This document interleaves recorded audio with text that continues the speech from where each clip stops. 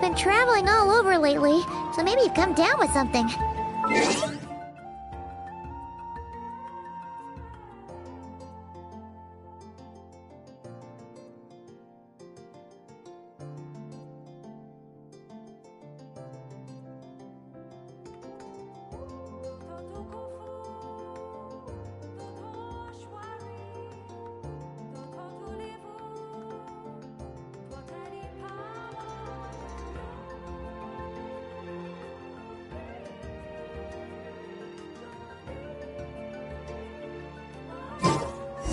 The Abyss is like the world's shadow. It's always there, and it will never perish.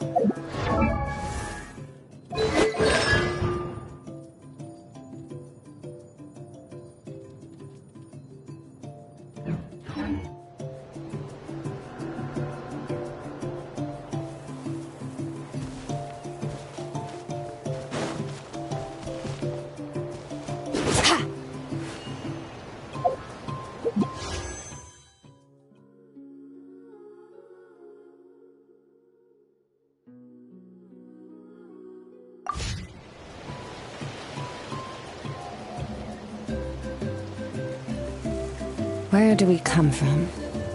And where are we going?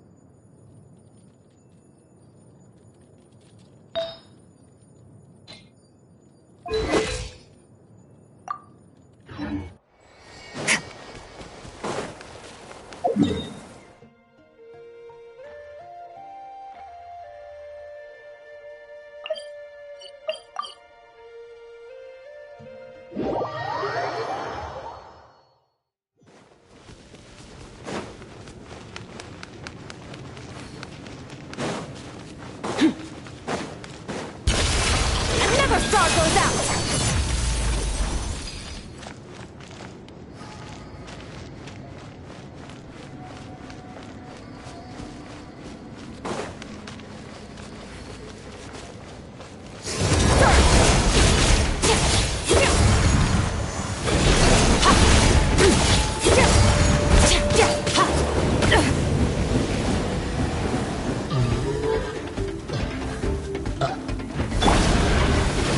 Strike a pose! A dash of frost! Extinguish!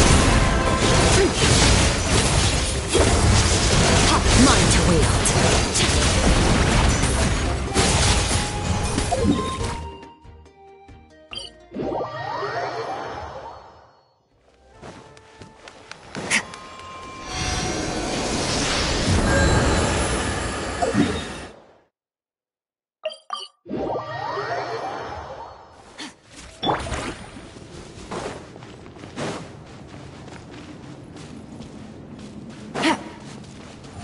Gotcha!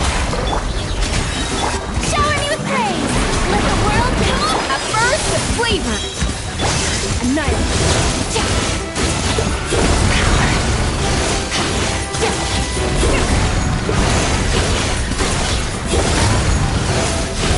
Quietly now.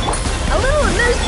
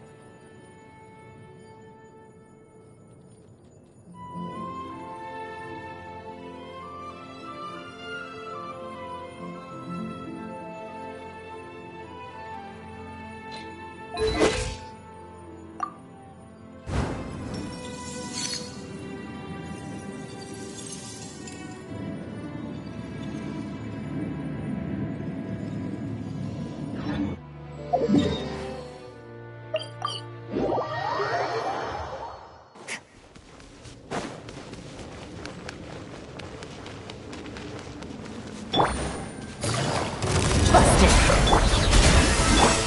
Let my name echo in song! May I... Ah! Goose on the loose!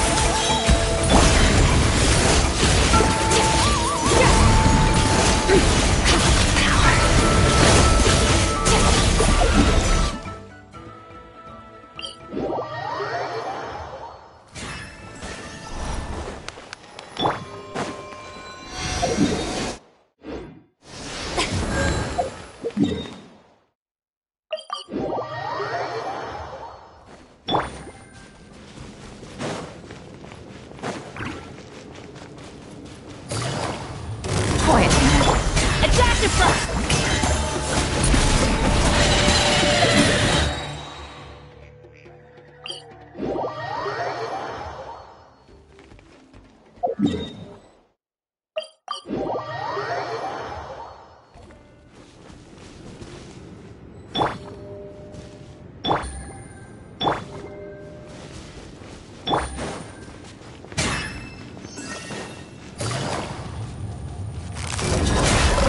A little amusement! Let the world collide! A burst of flavor! Mine to wield!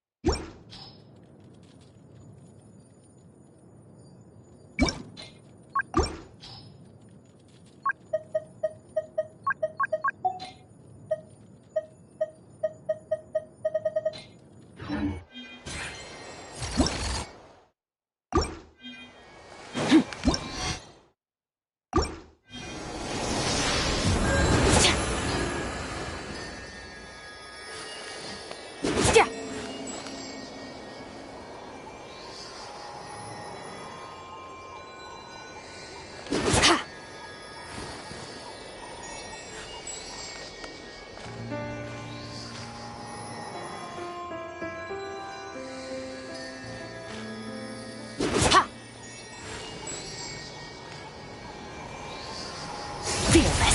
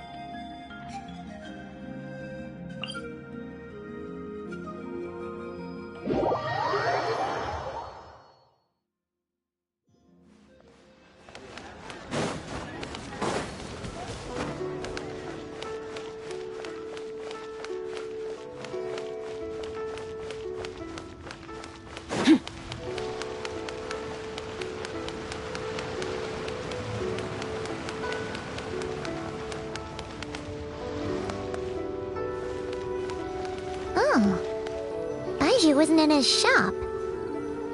Oh, you're looking for Dr. Baiju. He's resting today, but he said to send any patients to the back room.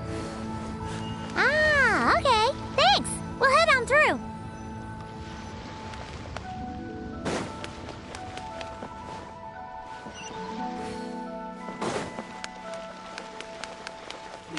Show me your prescription.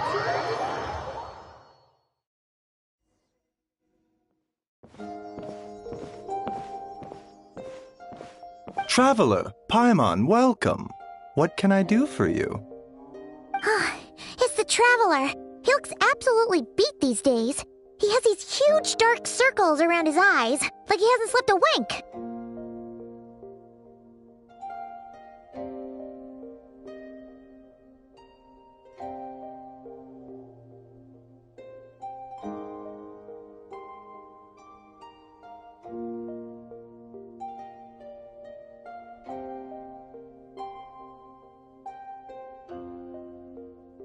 And he keeps spacing out. You have to call his name several times before he snaps out of it. What do you think it is? Is he sick?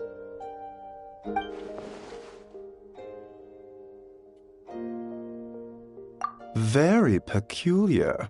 In all the time we've been acquainted, this is the first time you've come to me with a health complaint. Come, let me take a look at you.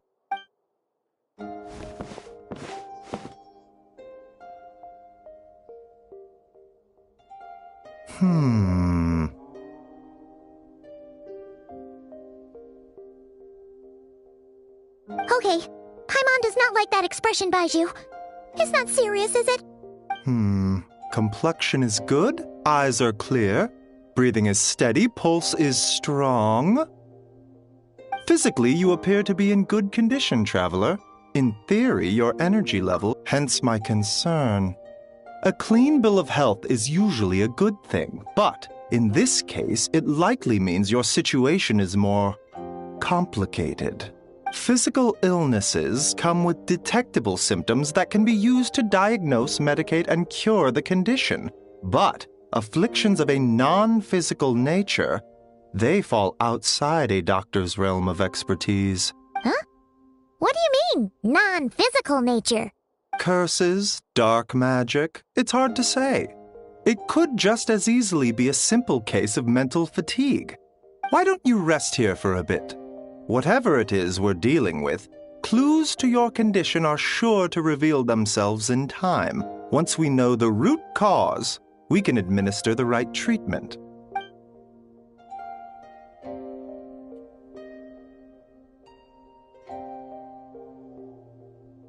In the meantime, Changsheng and I will review the relevant literature for afflictions that present with mental fatigue.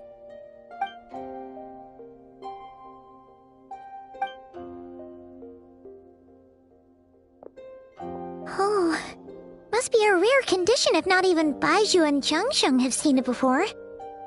Well, all we can do is take their advice. You look like you're about to collapse anyway. Just get some rest.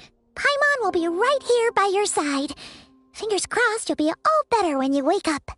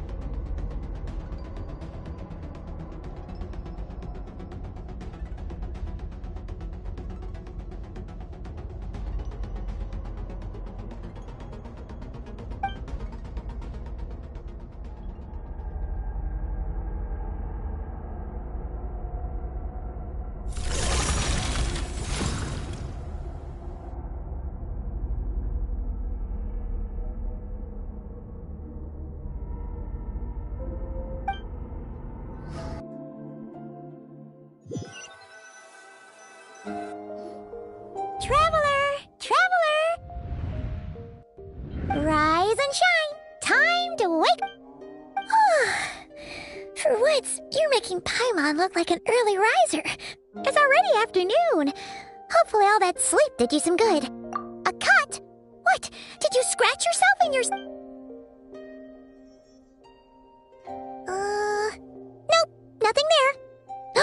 Wait, okay, don't panic. Paimon heard that dreams tell us what we need by showing us the opposite. So, if you had a nightmare, maybe all you need is something to cheer you up. Come on, Paimon will treat you to something yummy.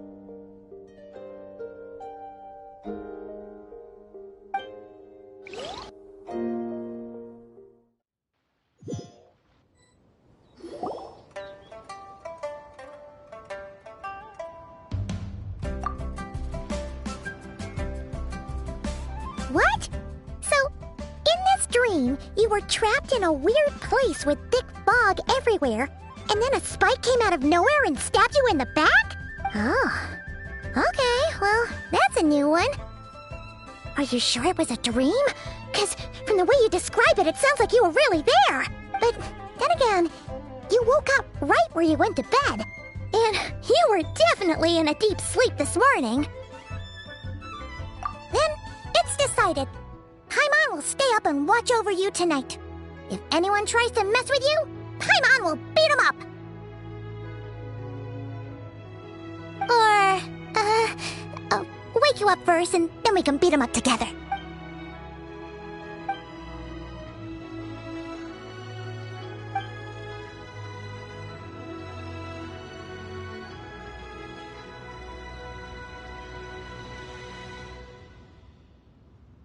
Something is missing.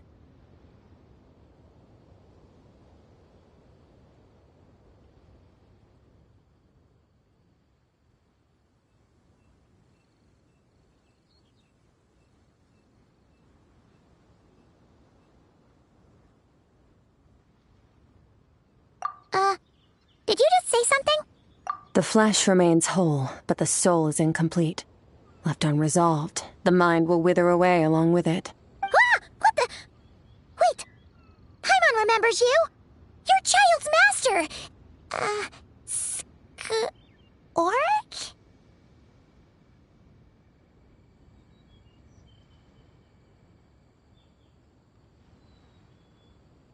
Right! What are you doing here?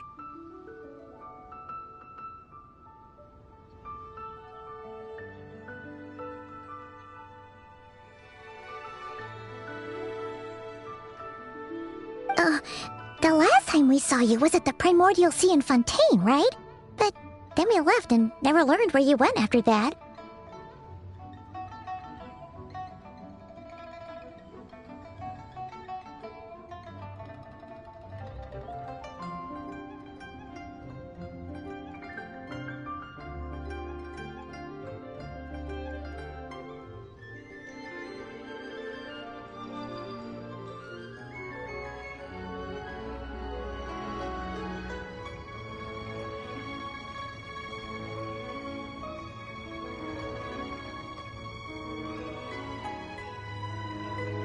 Child's been looking everywhere for you, by the way.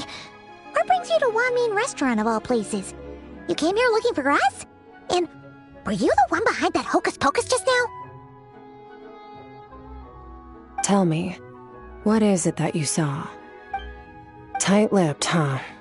I suppose that's fair. You, I'll take a glass of wine. We make this one in-house. It's not too strong. Enjoy. Chef Mao, I'll take a grilled tiger. Coming right up. If I knew we'd be this busy, I wouldn't have approved Shenhe's vacation.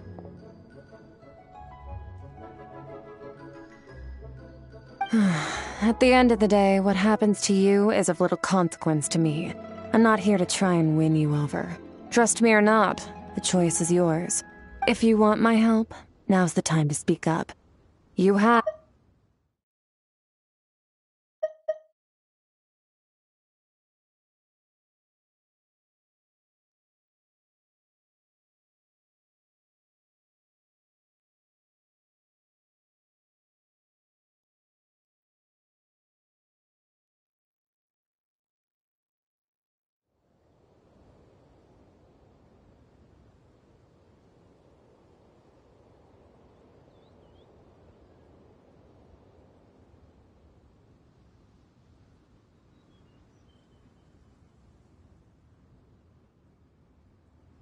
I was investigating an abyssal disturbance in the area and happened to notice you.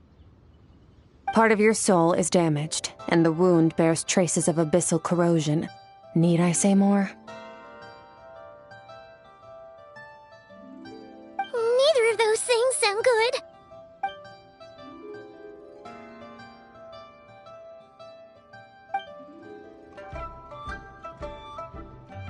Well, should we trust her? She mentioned an abyssal disturbance. Maybe that has something to do with what's going on with you.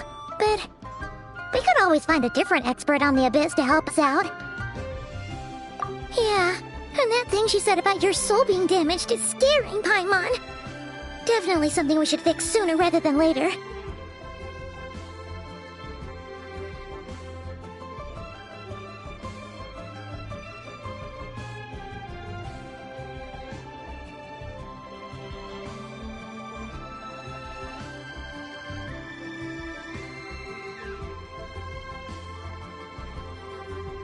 Skirk's an interesting one, that's for sure. But from what Childs told us, she doesn't seem evil, at least.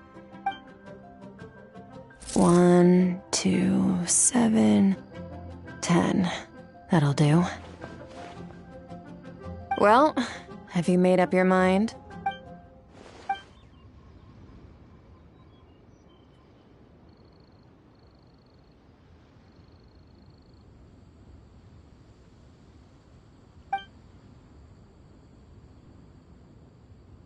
So that's all we know, Miss Skirk.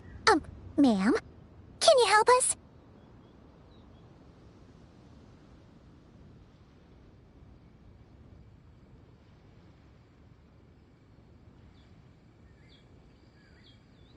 So, you couldn't disperse the fog.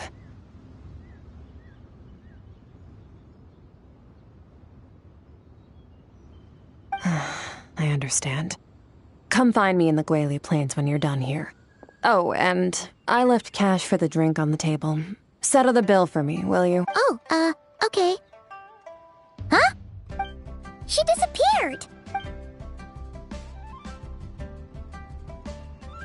Wait, hold on. Oh, no. This includes the drink, so it should be the right amount. I didn't think you two... We didn't. It was that lady who came and sat with us, remember? You sure? What? What'd you put in their dish, Chef Mao? Some kind of hallucinogenic mushroom? Seeing things? Wait, so neither of you noticed her? Young lady? About this tall? Wearing a purple dress? She ordered a glass of wine! Oh, now you mention it, that vaguely rings a bell. Coming! Okay, what was going on there?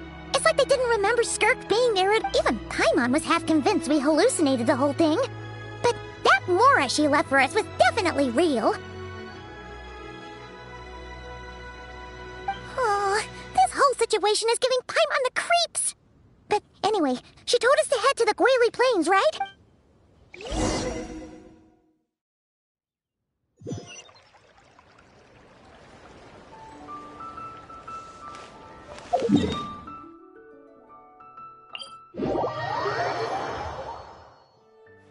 Fearless.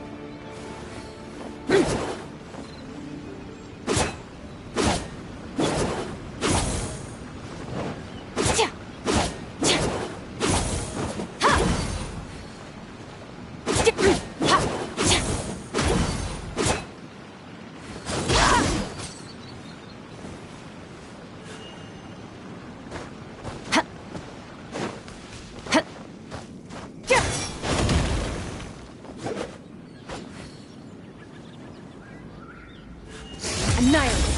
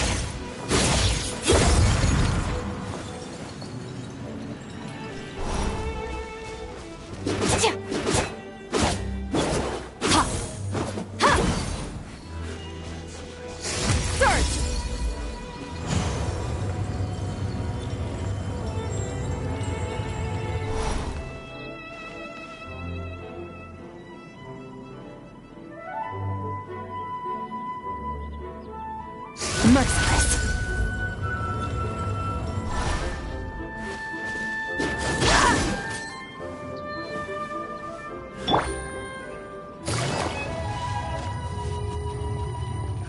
That's said. Merciless. Stop copying me, please.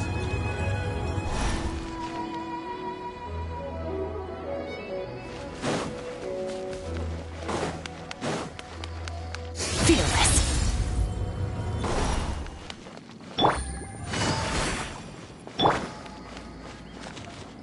Stop copying me, please. Merciless.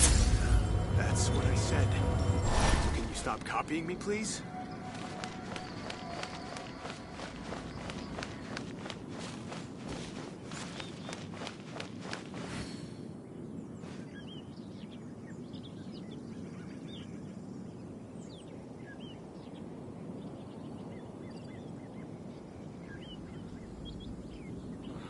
Can you stop copying me, please? That's what I said. So can you stop copying me, please?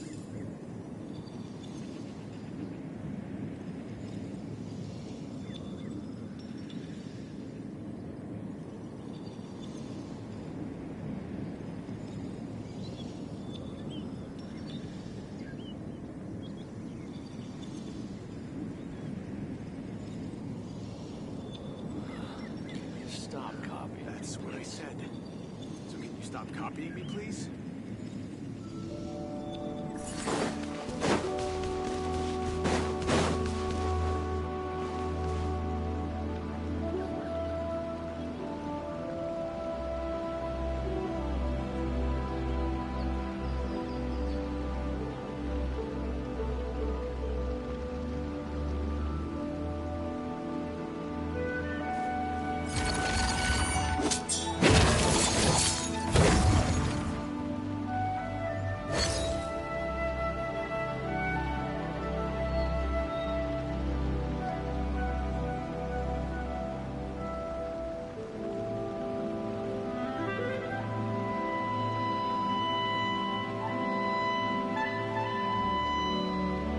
The abyss is like the world's shadow.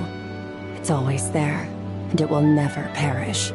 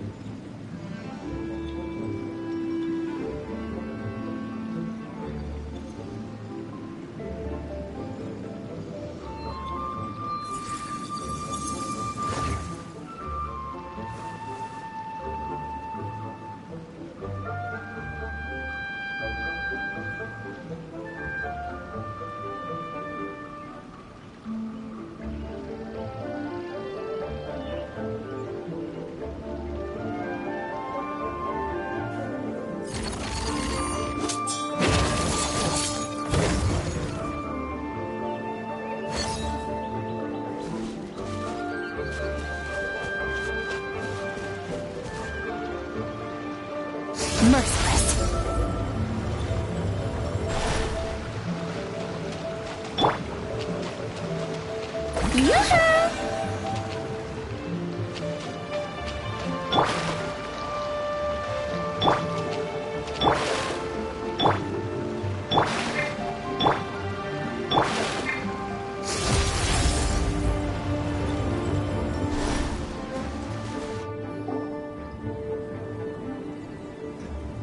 Whoa! What are all these Rift Hounds doing here? Huh. Looks like they're collecting something. Huh. Let's go check it out.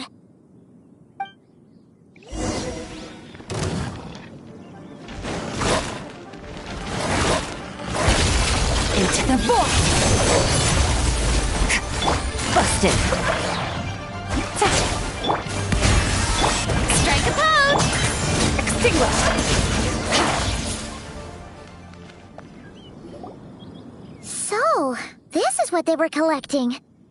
Yeah. What is going on here? From the moment they are born, all beings with great power have an impact on this world. Even if their body is sundered and their soul extinguished, their influence remains. Gods are the most common example of that. The remnants of gods who fell thousands of years ago remain buried deep within the earth, carrying within them a warped will and a dark curse. Together, these remnants form what you call god remains, and it appears that some of those sealed here were dug up and removed. There are traces left, but they're fading fast. What are you doing? Nothing! Just wanted to make sure you were, real? She's definitely not a ghost traveler. Paimon poked her, and she's solid. Your life hangs in the balance, and that's what you're fixated on? Strange set of priorities. It was just a trick to avoid being perceived. If someone notices me, those memories are erased. So, unlike you, I have no desire to establish a connection with the world. The weak and the lowly have no right to remember me. They're lucky they only have a few missing memories to show for it. Now, can we please get back on track? Okay. Where were we? Right. The god remains. So, basically, there's now less of them here than there used to be, right? In our experience, god remains are 100% bad news. A lot of terrible things have happened because of them. Maybe it's a good thing by human standards, but power doesn't come from nothing, and it doesn't just disappear for no reason. The remains aren't just gone. They were taken. Very clever, traveler. You aren't the only one who had something taken from you. There are victims like you everywhere. The only difference being, you can speak, and the remains cannot. So it went unnoticed. Something similar happened in Sumeru. Within the span of one night, countless consecrated beasts were slaughtered, and a large amount of the god remains buried in the desert went missing. Of course, god remains are just one of the targets. The culprit is chipping away at sources of power all over this world, including the Stella Fortuna above. Wait, you mean the stars? 42 of them have died out in the past few months alone. In Conria, people believed that powerful individuals have corresponding Stella Fortuna. Even should that individual fall, their Stella Fortuna would not disappear, but gradually evolve into a new constellation. Yet now, stars are disappearing from the skies entirely, and it's not hard to deduce what's happening to the power they contain. Something has been leeching power from this world like a parasite steals nutrients from a host. And now, it's no longer satisfied with the remains of the dead. It wants you. This time, it only took a fragment of your soul. But next time, no one knows. All I know for certain is this. Getting back what you lost will not be easy. Considering how much power this entity has stolen, it must be a god-level being by now at least. But that's not the real concern. Souls are fragile things, and yours could easily be crushed if you go up against it. So you're gonna help us, right? We're going to help each other. You are my ticket to uncovering this thing's true identity. Well, great! You seem super strong and you know a lot about the Abyss, so Paimon will take it. Don't get all mushy on me. All I'm doing is helping you get back to normal after a sudden crisis. And I should warn you, getting mixed up with me can have unforeseen consequences. We're on very different journeys. You don't want to be in my debt, trust me. You help me uncover the truth behind this entity, and I'll help you recover what you lost. This is a transaction, that's all. You would do well to remember that. Now, come along. Yeesh! You'd think she'd be a little friendlier since she's agreed to help us. But nope, she's just like when we met her in the primordial sea. Well, whatever. If that's how it's gonna be, then she doesn't deserve our friendship. What she does deserve is a super embarrassing nickname. Ah, Paimon's got it. Frosty the Lavender Melon.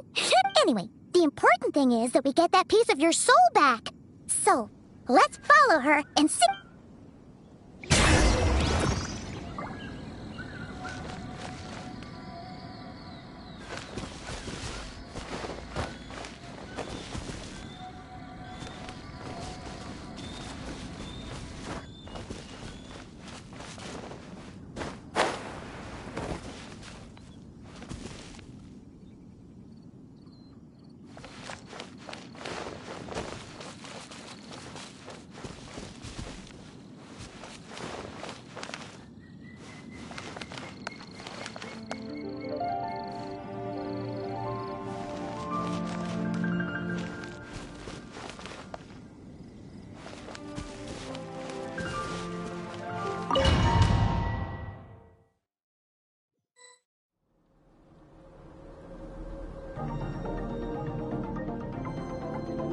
Whoa! This place is way bigger than Paimon expected. Where are we?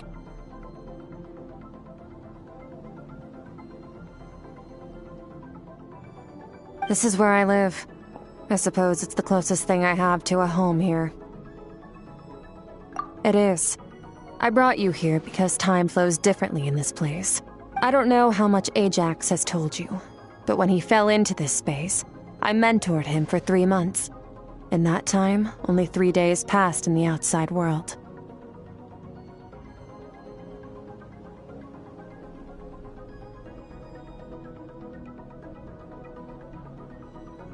Ajax? Oh, right! That's Child's real name! Yeah, Paimon remembers him mentioning something like that.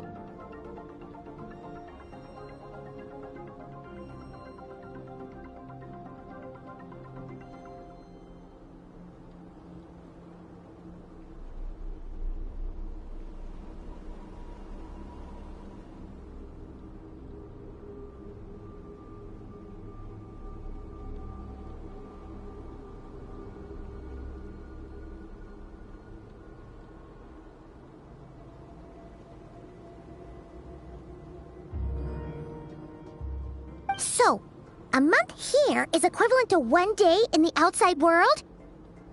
That should mean we're safe from that power-hungry soul snatcher for now, right? Yes, well, I didn't bring you here just to show you around. In the outside world, the Traveler could be attacked at any moment, but coming here has bought us quite a bit of time. Now, we just need to figure out how to investigate that place you saw, the one full of fog. Both your description and the abyssal disturbance I felt point to that space having some connection to the Abyss. It could even be a domain similar to this one. The thief who stole that fragment of your soul is hiding there, but the Abyss is a chaotic and turbulent place.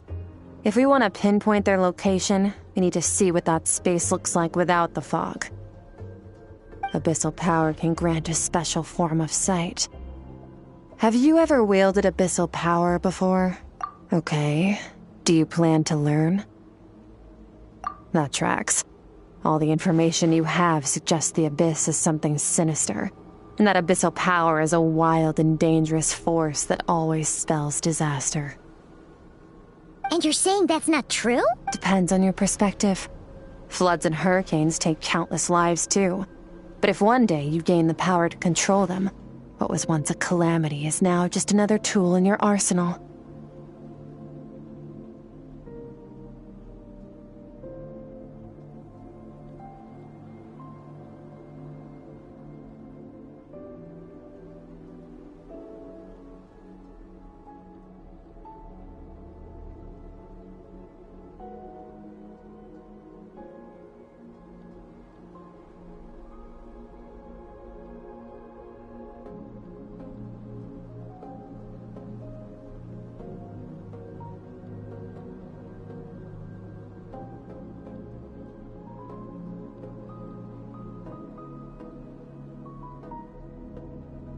I'll respect your opinion, though. Just means we have to turn to the second best option. A little abyss crystal that contains my power. Wear it on your head, and we'll be able to perform dream mirroring when we fall asleep. Dream mirroring? It means experiencing whatever the other person is dreaming. Everything they see, think, and feel. Since you haven't studied the art of using abyssal power, and have no plans to jump in the deep end right now, I'll have to do the investigating for you. With dream mirroring, every time you slip into a deep sleep, I'll see with my own eyes whatever scene plays out in your mind. Then, I can guide you through the dream environment, and we'll take back what was stolen from you. Huh. You make it sound so simple. Tough to say. This is an unprecedented situation for both of us. Even assuming we do manage to find where this entity is hiding, like I said, getting your soul fragment back won't be easy. To play it safe, I need to give you some special training first. Wait, you're gonna teach him some of... Does that mean the next time we see Childe, we have to treat him like our senior? Do as you want. For my part, I don't see you as my disciples. You're already a pretty good fighter. All I'm planning to do is build on your current skills and train you for the specific scenarios that I think we might face. But that's enough talk. If you're ready to do this, then come with me. Time might be more lenient here, but that's no excuse to waste it. Oh, she moves fast. So, special training, huh? Kind of a rare opportunity. With your skills, there's not a lot of people qualified to train you. The last time something like this happened was probably anti-Raiden Shogun training, right? Oh, feels like a lifetime ago.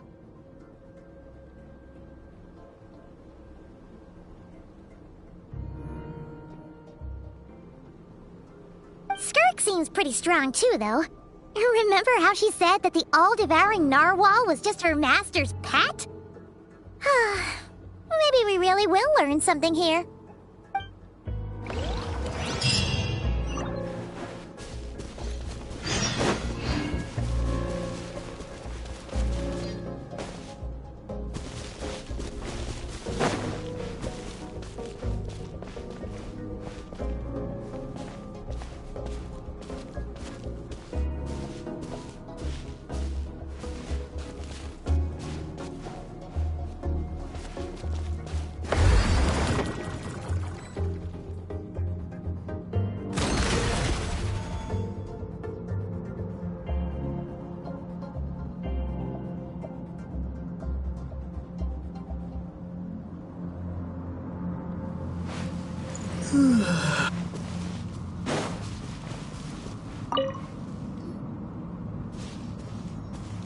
Ready?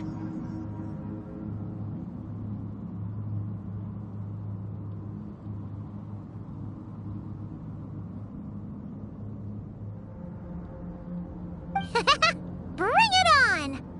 Your training will be split into 3 stages. Testing your blade work, elemental abilities, and reasoning skills. We'll start with blade work. You're no rookie in this area, so I won't bore you with the basics. During your long journey, you've no doubt sparred with a lot of talented sword fighters. Consciously or not, you will have picked up all kinds of techniques from them. You bet! There's Kaya, Master Jean, Kuching... Oh, and Kazuha, Ayaka... Yeah, we've met sword masters like you in every nation we've been through. You sparred with a bunch of them too, right? Nice to know it's all gonna come in handy now. Don't get too smug. In sword fighting, techniques alone are not enough. You need a cohesive system to bring it all together. A style or school of fighting. To use the human body as an analogy, your style is your skeleton, the foundation, the framework. Techniques are the muscles and other flesh attached to the bones. This is where your strength comes from. Improving your sword fighting is like growing that body. If your frame got bigger and taller, but you didn't add any muscle mass, you'd be weak and flimsy. Then again, if you packed on pounds of flesh without a big enough, you need to do some introspection. Take a good, hard look at your past experiences and figure out which parts of what you've learned are just techniques, and which parts can be used to form your own system of blade work. Only then will you get the full utility out of all your thoughts and observations along the way. Only then will every strike you deliver make perfect sense.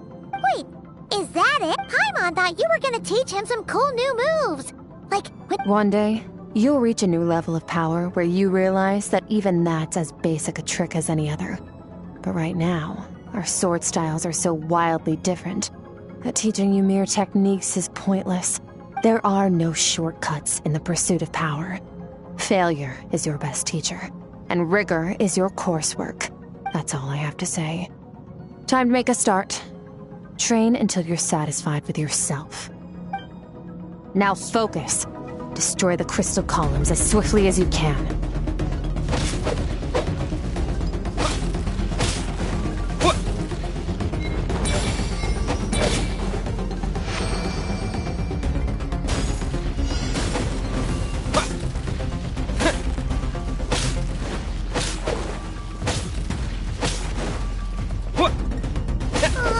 this is making Paimon's head spin. Hang in there, traveler!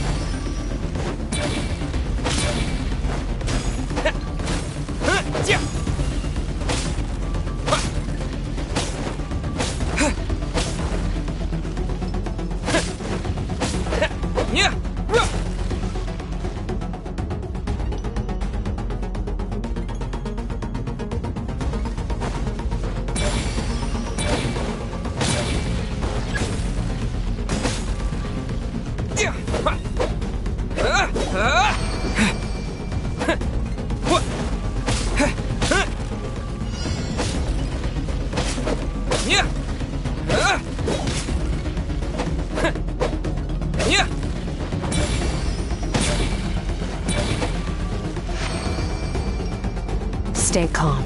Use your head. You have to keep it together.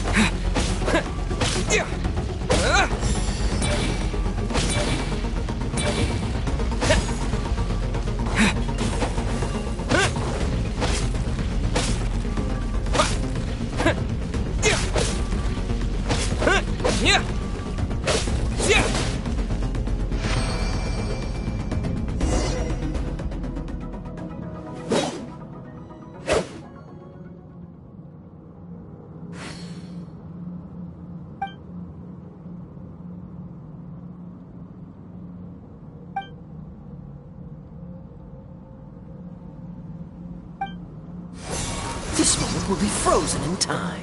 Cut to the chase.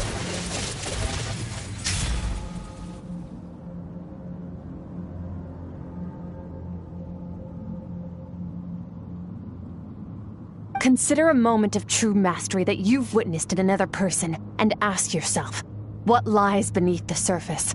What's their guiding philosophy? What's their state of mind as they maneuver their weapon? Now take that and practice it right away with speed, skill, and strength, over and over, until your hand is one with your mind. This is the only path to true growth. Step on up. Dance with the waves.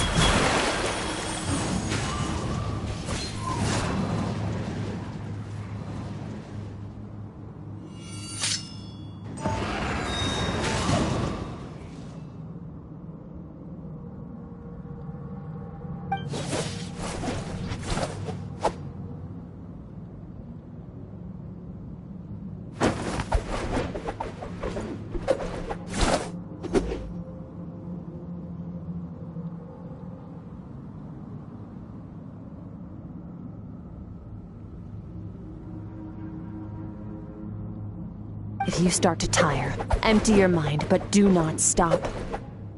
Stay in that frame of mind as you keep up the fight. Get rid of all redundant movements. Imagine your sword is an extension of your own body. Wield it just as you wield your arms, hands, and fingers. 'Twas on a deserted, moonlit night that the hero approached the vile dragon's limpid lair. Ring Cutter! Feathers fleeting wet, the white heron treads water, a sight without flaw. Master of Inazuma Kamisato art Tachijutsu.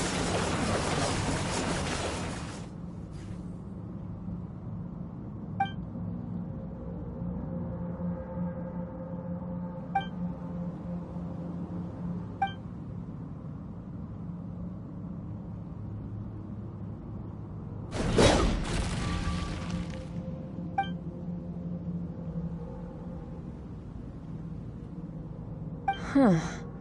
Looks like you've made some real progress.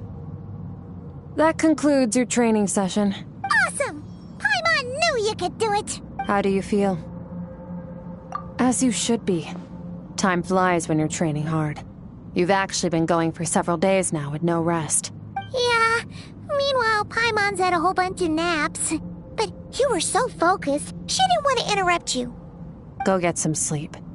I'll be doing the same very soon. Let's hope you see that foggy place in your dream, so I can get this investigation over.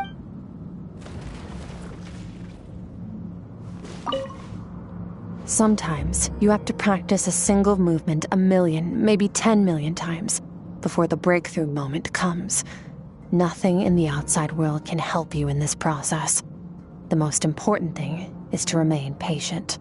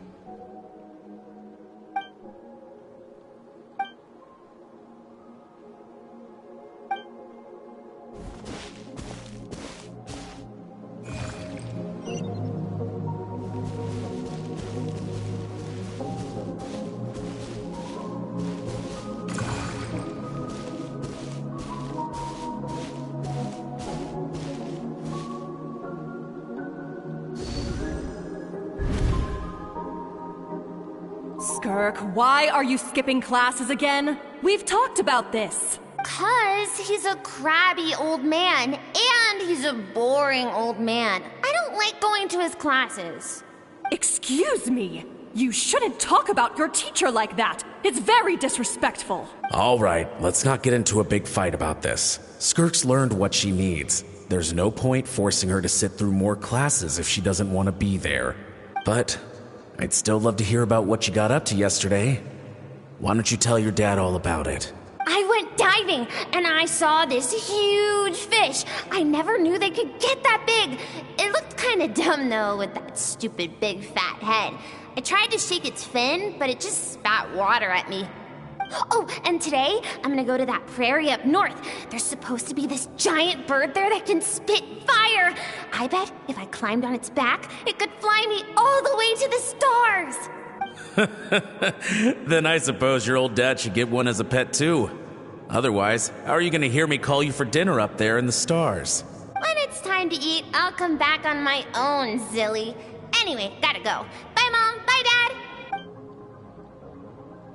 Wait! Put on a coat at least. You'll catch a cold. I'm talking to you, young lady. You spoil that child, you know. Ever since that merchant ship arrived, she practically lives outside. Always going on about exploring the beyond one day, whatever that means. Ah, let the kid do what makes her happy. Besides, we both know you're all bark and no bite. Come on, our little adventurer is gonna be hungry when she gets back. Let's get started on dinner.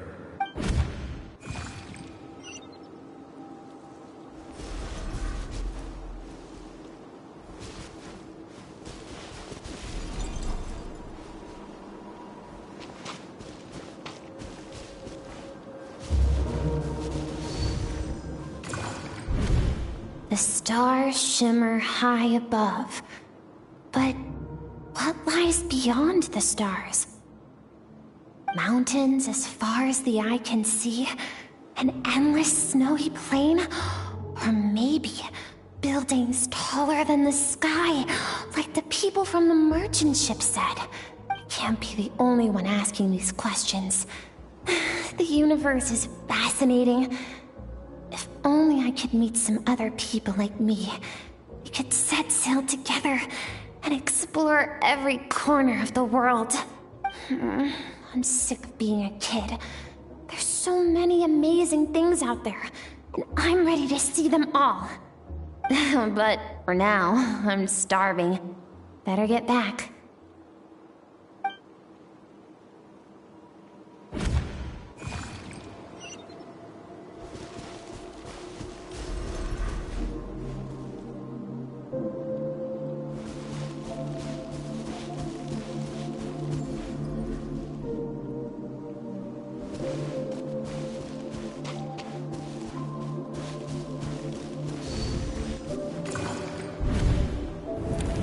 Don't let a single one of them get away! No, please, spare the children! Stay back! They're coming! Run! Help! Eliminate the threat. Take them down. Don't be scared. This way! We'll never make it! Fire. There's fire everywhere. What happened? I told you we shouldn't have trusted these outsiders!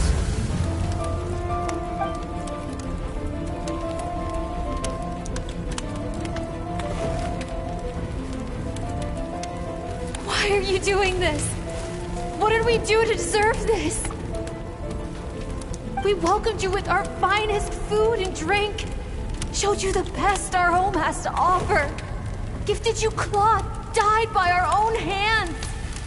And this is how you treat us? Run! Save yourselves! Captain, Zone 3 is clear and we have Zone 2 surrounded. Begin extermination. Remember the orders from Upper Command. No one is to be left alive. Rest assured, sir. We have enough munitions to annihilate these savages and burn their entire civilization to the ground. Good. The only ones who put up a real fight are that man and his wife, correct? What's their status? We shot the man in the ankles and the wife broke her wrist attempting to fight back. They won't be doing much more fighting. They're holed up in their home for now, but they won't last long. To prevent them from making some kind of last stand, we're planning to clear out the other zones first so we can send a bigger squadron to surround them. Well, well. Turns out some of these beasts do know how to use their claws. Now the threat these savages pose will be undeniable. Let them cling to what's left of their lives for a little longer. Once the other zones are cleared, I'll cut off their heads myself.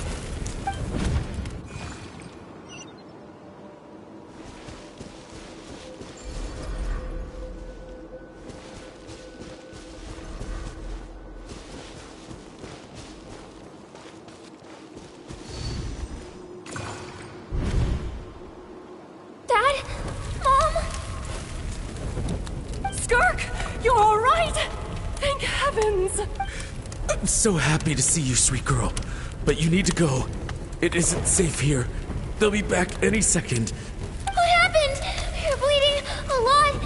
Dad,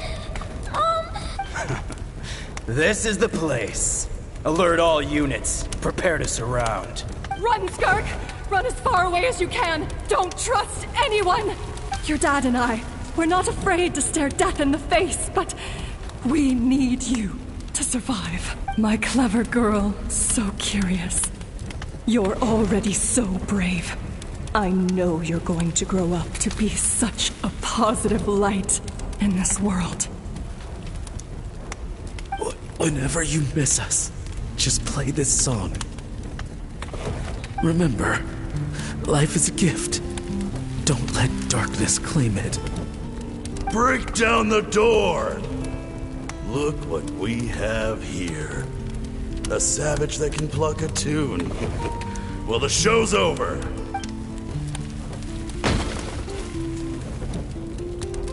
You! Stop singing! Shut it! I said shut it or I'll make you! Fine. Have it your way!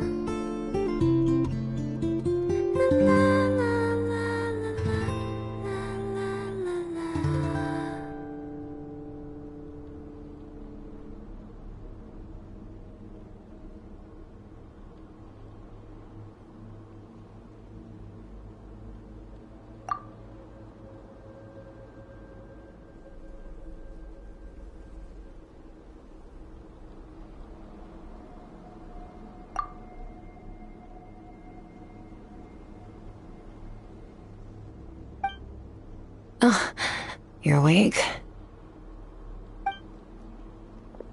I found a few clues while you were asleep, but it's only a start. Now, time for the second stage of your training.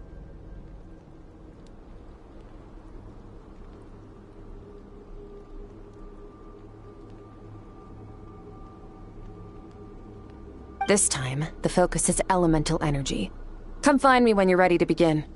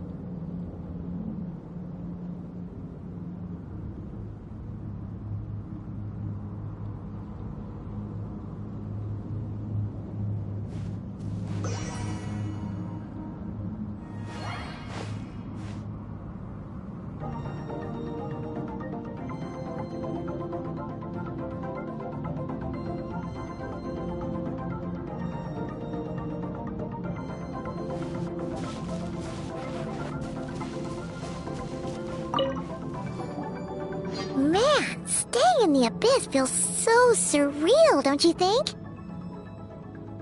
No day and no night. It's like time hardly exists. If we weren't careful to keep track, it feels like we'd have no idea how long we've even been here. Well, except for the fact that Paimon still gets hungry like clockwork. You go do your training. Paimon's gonna grab a bite.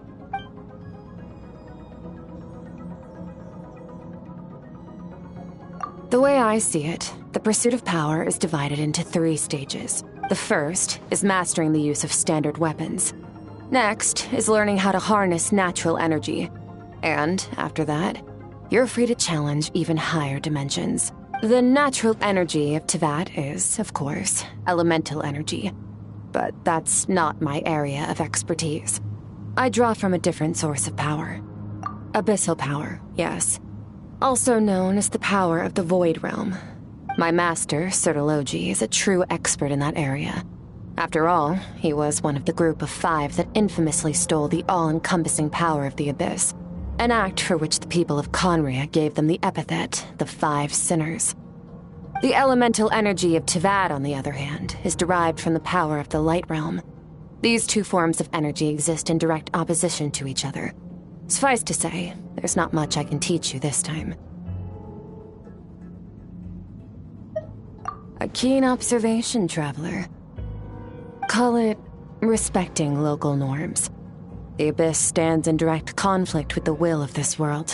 So, to make my life easier, I disguise my power to make it appear cryo-like in nature. It's a technique I learned from some Khaenri'ah ruins, known as the 7 Shifting Serpent. If you ever change your mind about delving into abyssal power, I can teach it to you. So I've heard. You seem to have a knack for removing abyssal power. But is purification really what's going on there? Like I said, power does not simply disappear. Just thinking out loud. Let's focus on your elemental training. That's what's gonna help us if the situation gets tricky.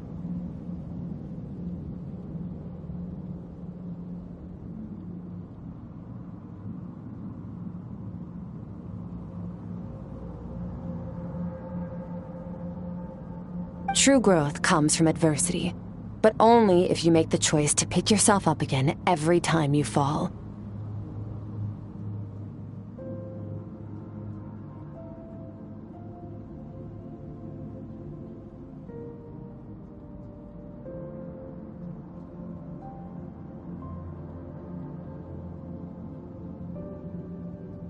So, it's time to push yourself to the limit, and then keep pushing. This is the only way to advance at pace. Use the power of Anemo to clear the field as fast as you can.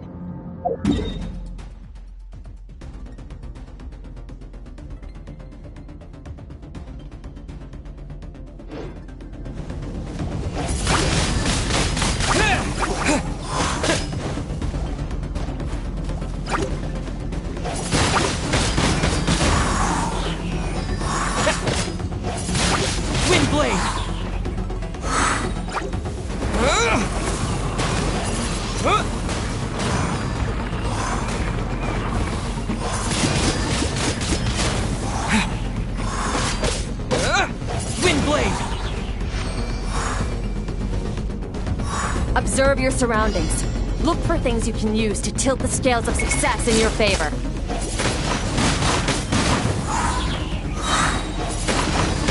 Windblade! With the wind!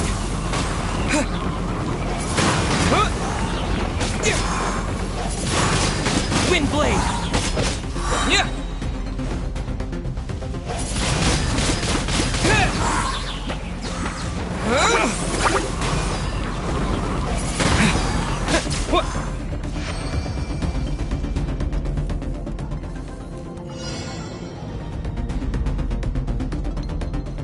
Use the power of Hydro to destroy the spikes. Faster. Don't give them a chance to strike you. You need to be quicker than you were in your dream. You can't afford another injury like that.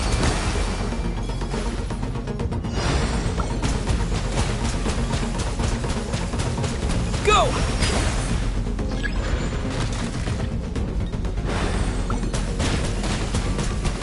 Water jet! Go!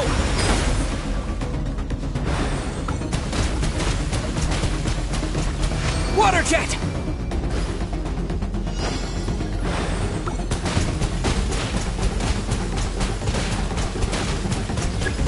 Water jet!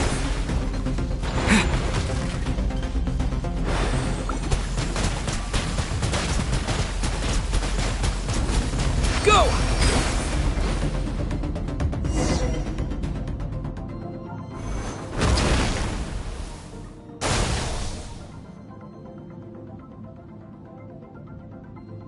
You need to understand what makes you special.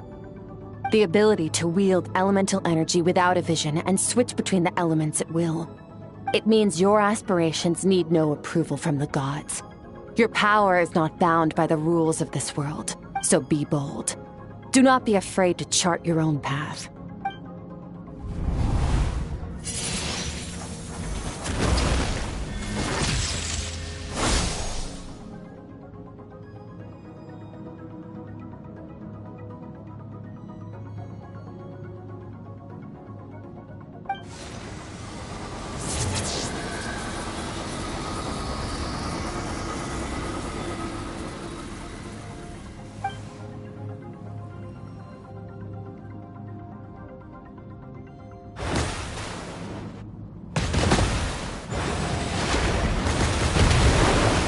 Very good. It seems you've reached a deeper level of connection with the elements. Long enough for you to lose yourself in your training, which is a good sign. Relentless practice with the elements has drained all your strength, but it's also what allowed you to make progress.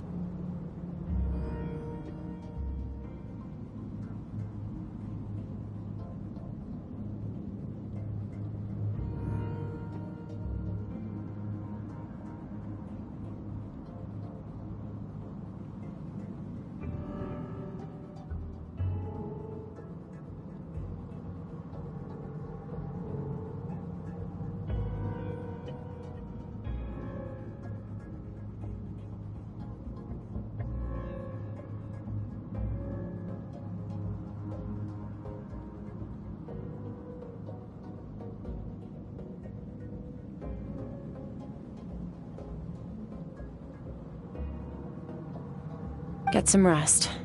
When you wake up, we'll proceed to the final stage of your training.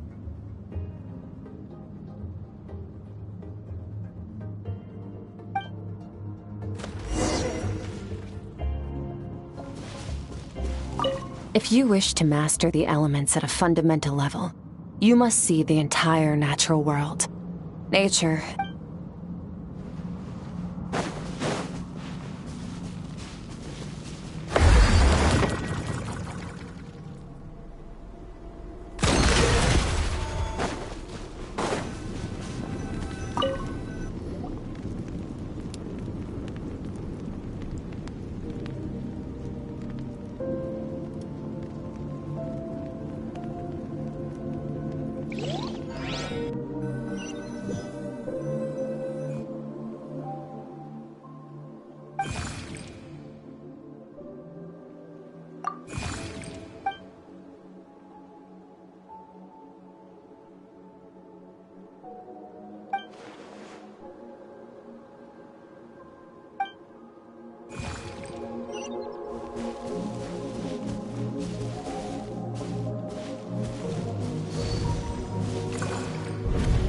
What is the secret to power?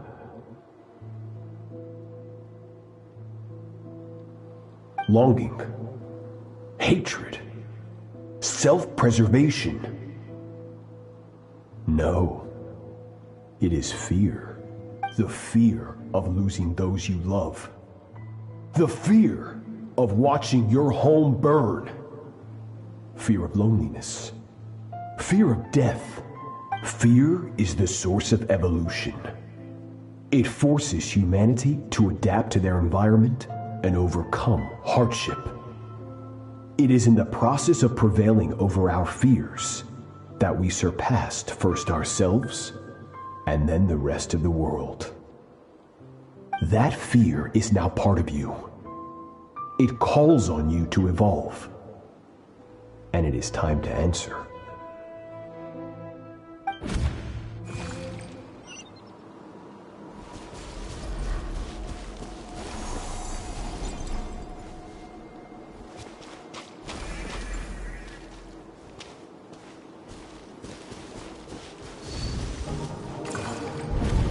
Any minute spent missing home is a minute wasted. Practice your sword work instead. Do not make me tell you twice. But, Master, I can barely lift the sword anymore. If I keep going, I feel like my wrist is going to break. So it has not broken yet. Then pick up your sword and keep practicing until it breaks. I want to hear the cracking and splintering of bone. After all, bones can always be reset.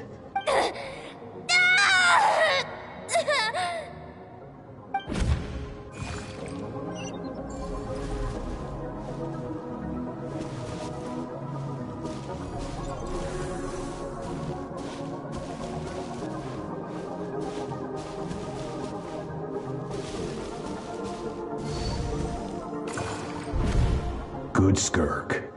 Once again, you survived. How do you feel? Cold. In pain. These are signs that you are adapting to the abyss. Each time the flesh is torn and the spirit crushed, each time you claw back from the brink of death, I now understand why these people sought to destroy your homeland. Your potential goes beyond even what I could have anticipated. But you still have much to learn in your pursuit of strength. Your mind is rife with distractions. From now on, I shall show no mercy in your training. You must learn to shut out all the pointless emotion, crush the self that makes you weak, and become master over your physical form. Get up, Skirk. Wipe the blood off your face. Cut away the rotten parts of your flesh, and mend what is broken. Then take up your sword.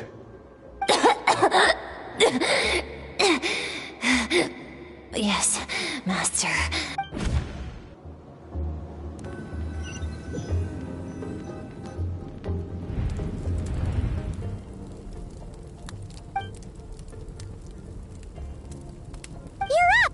Hopefully you got some good rest. Skirk said to tell you that she's ready to start the final stage of your training whenever. So, want to head over now?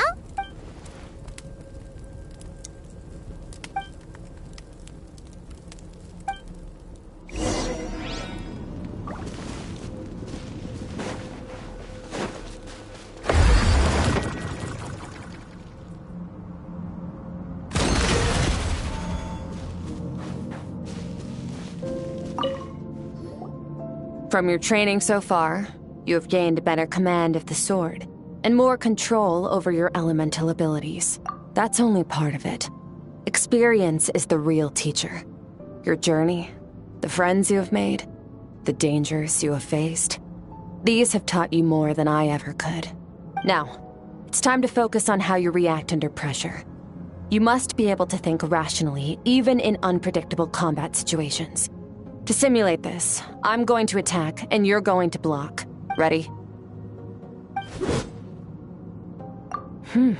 Not bad.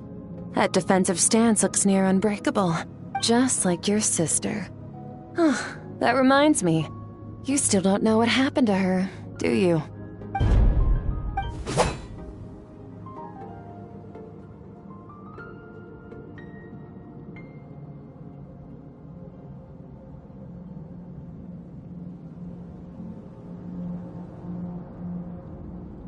No fair! That's cheating!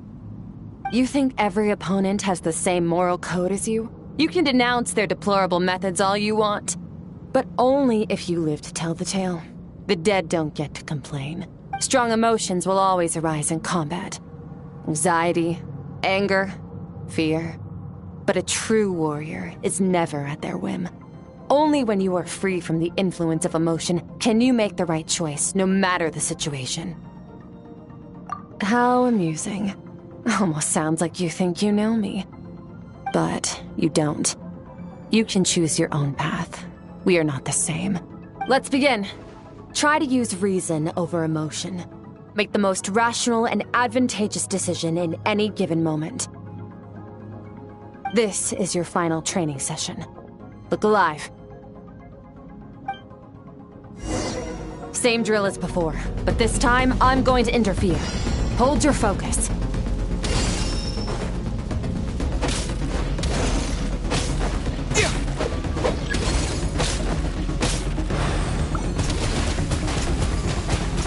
Go! Yeah! Yeah! Yeah! Yeah! Yeah!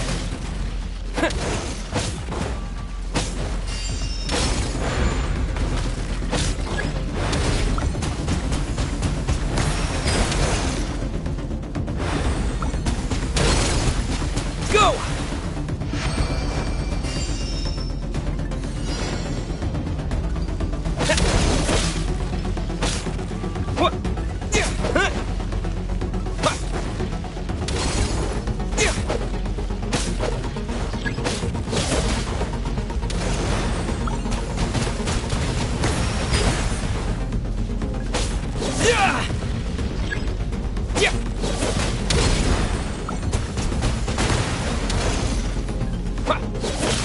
Not bad. Better than I expected.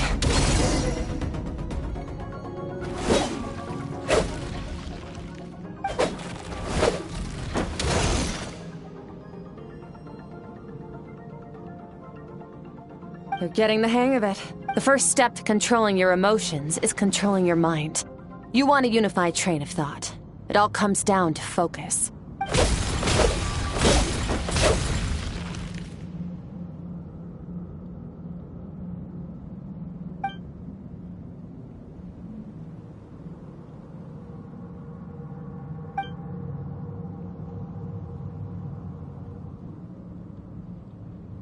Your mind is rife with distractions.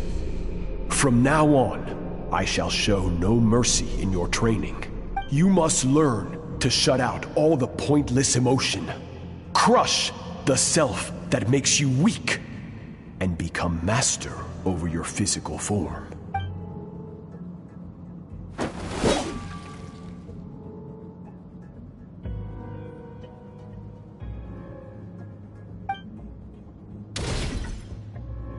Stop.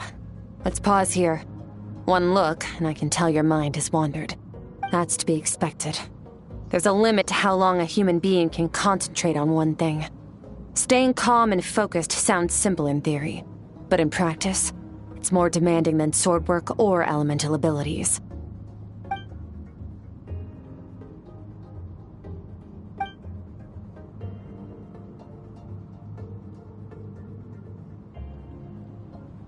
Get some rest. No point training further if you're already dead on your feet. Like I said at the beginning, the only goal of this training is for you to reach a point that you're satisfied with. You managed to push past your limits, which is a good start. You can be proud of that and sleep well knowing that you've earned it.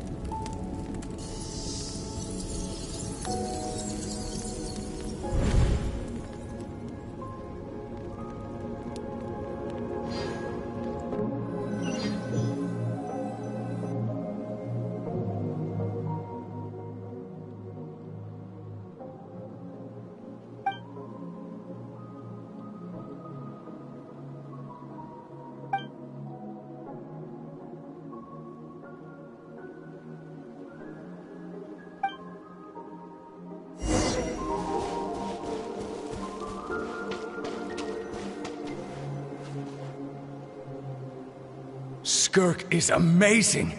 She faced down that terrifying giant and cut its head clean off! Oh, she got hurt though, didn't she? I heard it was pretty bad. Yeah, well, that's a given. But the moment she was on the mend, she got right back to practicing her sword work. I heard Master suffered a grave injury once too. Lost an arm and a leg and still came back stronger than ever. Skirk's becoming more like him by the day. Incredible. I wonder if I'll ever reach their level. They're always so resolute, so unshakable.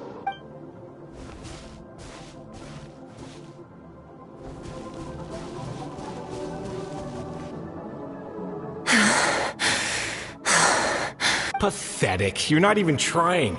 You're so much weaker than you think. Skirk, have you become a positive light in this world?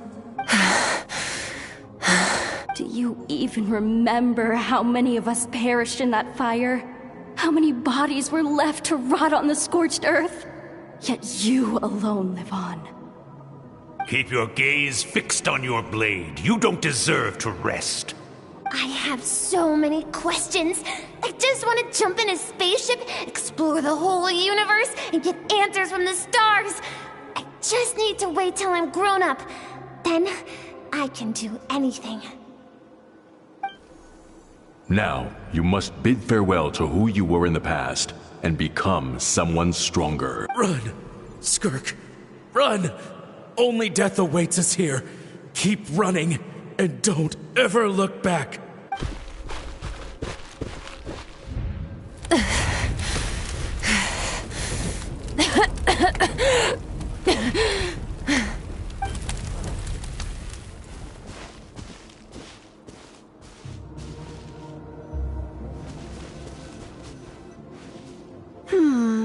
Let's see here.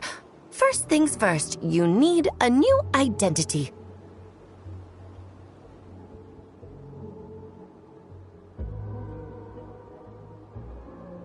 Going around telling people you're from somewhere beyond the stars won't do, now will it? How about saying you hail from beneath the earth instead?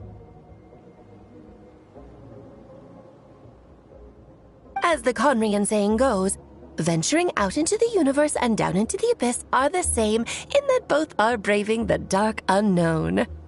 Well, I'm a visitor on this planet, so I'll follow the rules. Ah, splendid. That saves me quite a bit of trouble. Let me offer you a piece of advice in return, although it might not be what you want to hear. I know the pursuit of strength is important to you, but taking a moment for yourself every once in a while is never a bad idea. Ignore her existence for too long, and there will come a day when you can no longer hear her voice.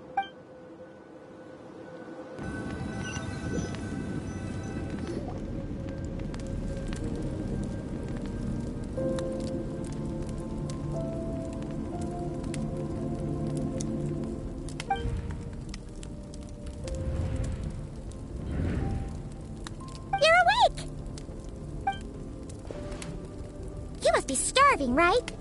Ta-da! A barbecue feast just for you! Of course you are! That's why Skirk and Paimon got this all ready for you. Dig in! Ah, well, if you're around someone long enough, it's bound to happen. Plus, Skirk can cook! So, Paimon decided she can forget the whole Ice Queen thing. Paimon's not one to hold a grudge. Here's an idea. Let's save the chit-chat until after the meal.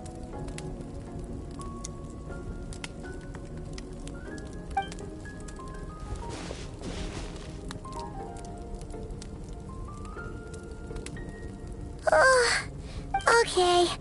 It's Paimon's turn to sleep now.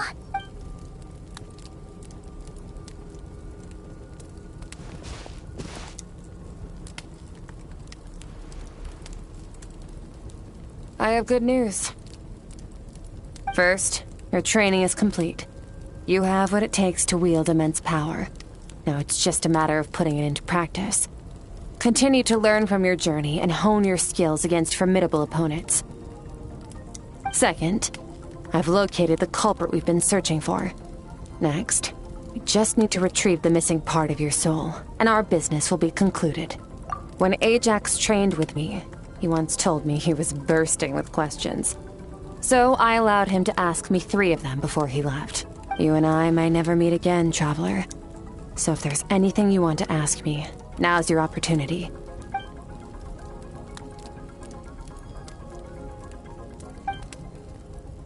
Okay, not the angle I was expecting. What makes you ask that?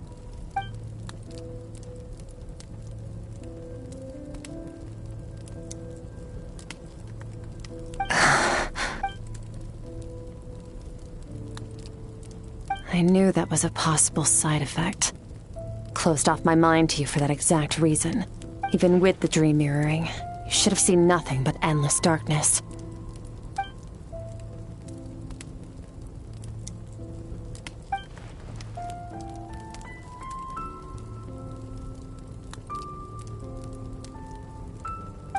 Whatever. Must have been a flaw in my execution. I shouldn't be too surprised. Due to some recent circumstances, my self-control has been lacking as of late. Since you've seen what you've seen, there's no reason to hide the truth. All I ask is that you keep it a secret. No, I'm not from Teyvat. I'm from a different planet. And there was a time when I journeyed through the stars. A lot like you in some ways. No, we're different in that respect. You're influencing the fate of this world. But me, I'm just passing through.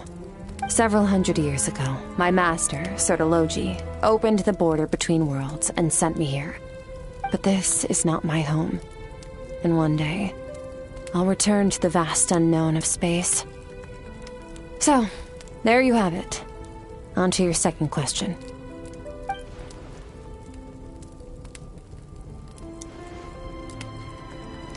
To become stronger. For certain reasons, I need to bridge the power gap between me and my master as quickly as possible. But first, I need to understand the source of his strength. To do that, I need to follow in his footsteps. Walk the path he once walked. And somewhere along the way, I'll find out how to defeat him. That is my sole focus and purpose. Okay. You have one question.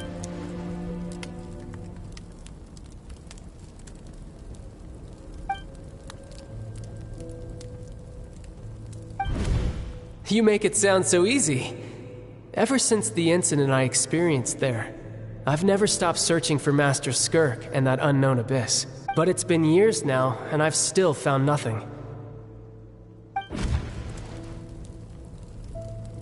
Well, you're Ajax. His situation is different than yours. Before you ever crossed paths with me, you'd already encountered many formidable people, studied their techniques, and developed your own skill set. So, during your training, all I had to do was build upon that foundation. But Ajax was so young when he came to me. A complete blank canvas. Children can't help but imitate their role models. In the long run, that would only hinder his growth. Once Ajax has enough strength in his own right, I will allow us to meet again. Until then, let that motivate him to reach his full potential.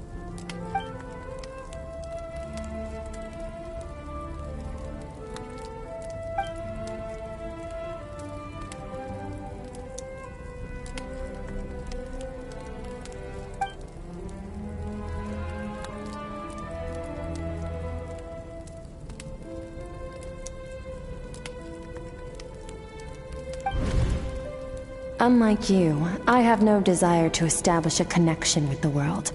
The weak and the lowly have no right to remember me. They're lucky they only have a few missing memories to show for it.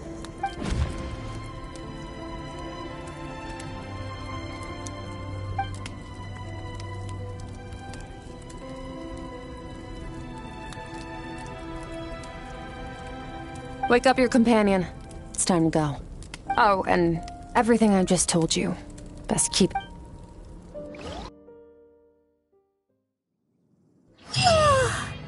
Time to go. Finally. Where are we headed? Just follow me. I'll open an abyssal rift close to the culprit's location. It will take us to where he's hiding.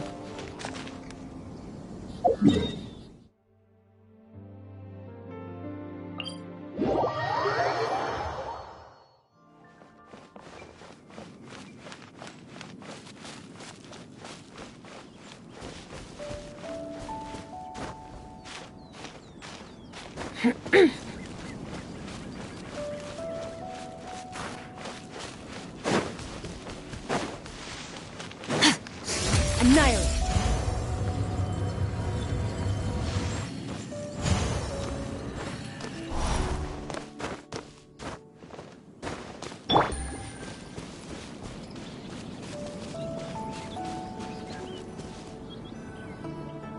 Wait.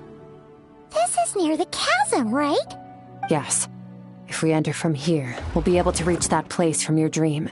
You have some experience with abyssal domains by now, but still, this is someone else's territory. Best to proceed with caution. Don't worry. Paimon's an expert at hiding behind other people. Oh, but, that means you need to... All right. Remember your training. Time to put it to use.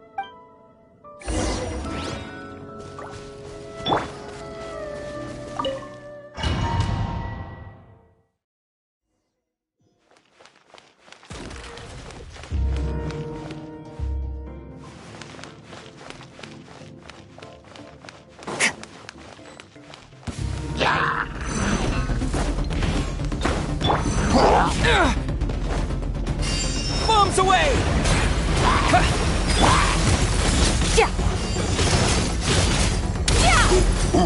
Mine to wield.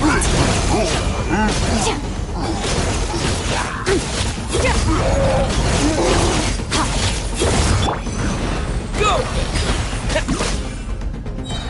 Go! Wipe out! Extinguished! Mine to wield. Whoa! Look at all these spikes! Careful! Don't get hit! You know what? Paimon's just gonna float behind you. Come on, you got this. Go!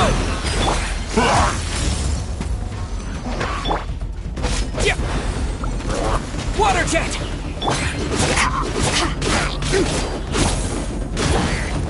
Merciless. Paradigm shift.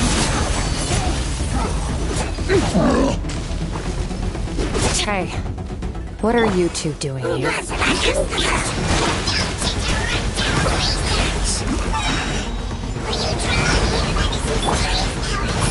Dusty. Everything in the house. Let's press on.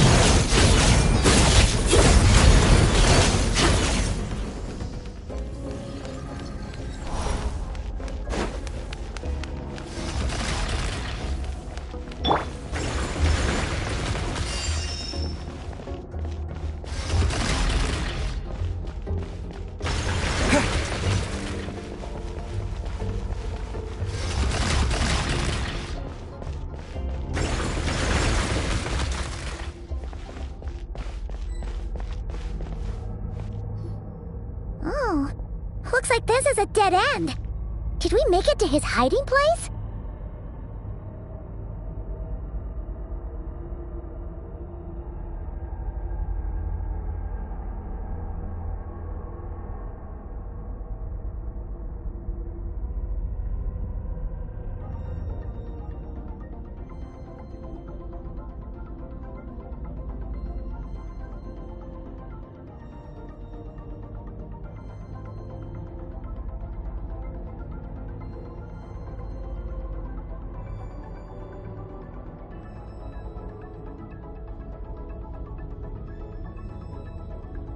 Ugh!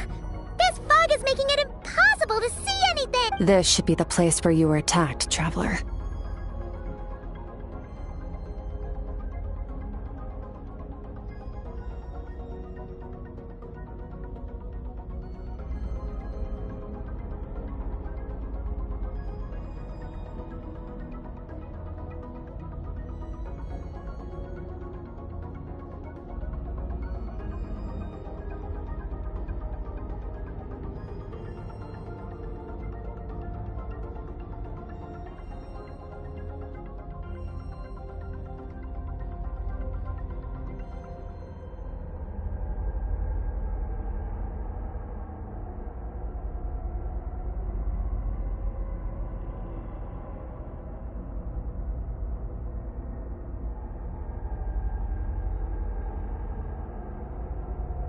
The missing part of your soul should be nearby. Can you sense where it is?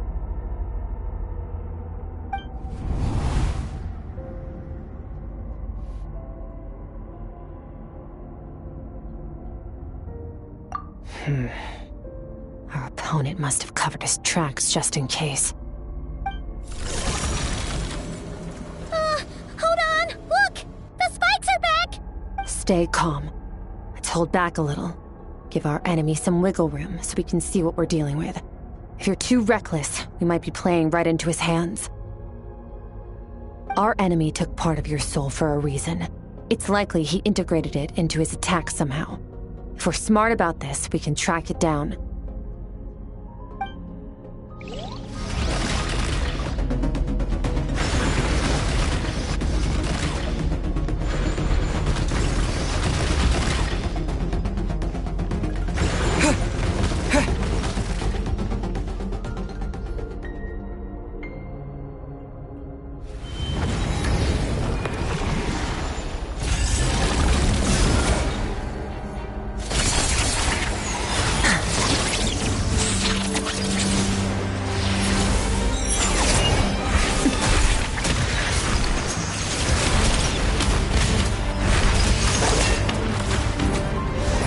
From the start, the attacks have been focused on me.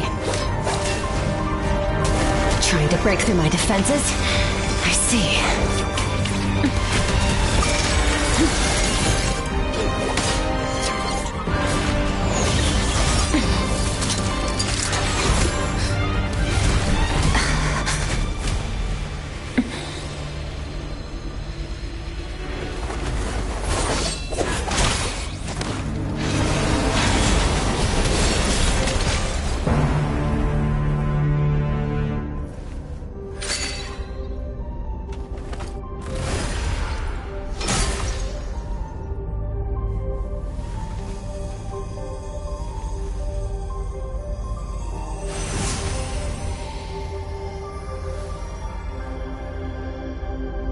There. I got it back. Traveler! Skirk! What happened? It looked like Skirk just got... In the Guili Plains, you asked me why this enemy chose you as his target. Now, the answer is clear. It's not just the fact that your strength is impressive. It's also because of your ability to, as you put it, purify abyssal power, whatever that actually means. The fact is, that ability allowed him to do something that should have been completely impossible. Namely, break through my defenses and steal my power. No, he couldn't have known I'd come to his domain. He only stole your soul fragment because he knew the value of its power. I doubt he expected it to come in handy so soon. Call it fate if you want. I believe that's the term they use in this world for arbitrary coincidences like this. In any case, it works to our advantage. Once I realized what he was using that power for, it gave me the chance to get back what you lost. I'll cope. Well, done gorging? Good. Time to answer some questions. How did you get the power of the all-devouring narwhal? The all-devouring narwhal? Oh, of course! Paimon knew that spike thing looked familiar. It looks just like that narwhal's horn! I highly doubt you acquired that power through your own strength. Tell me I'm wrong. You're desperate enough to scour the land for god remains and whatever vestiges of power you can find. That alone proves you wouldn't be able to defeat a creature like that. Which leaves one possibility. You know my master, the Foul, Surtology. The Foul? Who dares call him Foul? Surtology.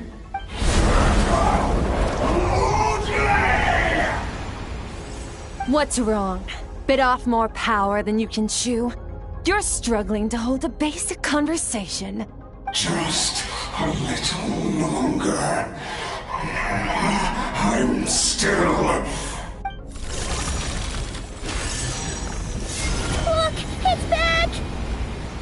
Those obsessed with power will let it devour them before abandoning their pursuit. Keep calm and use reason to decide the best course of action.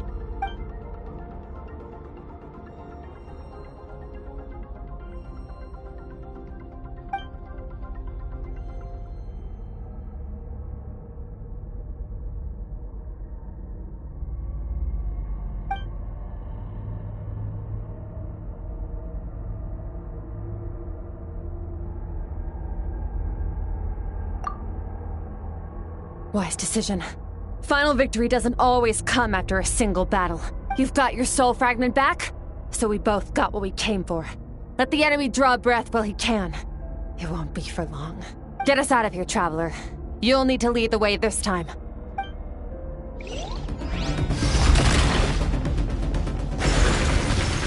Skirk, is your shoulder gonna be okay?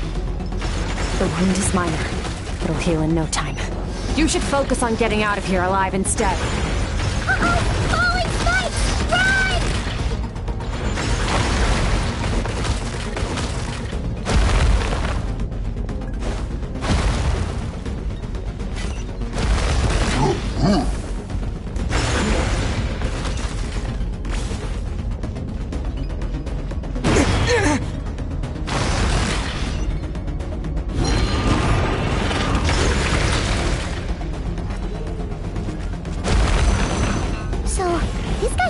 Has something to do with the all-devouring narwhal. Did you know that all along, Skirk? I had my suspicions. That's why I decided to investigate in the first place. But suspicions only get you so far. I needed to verify it for myself.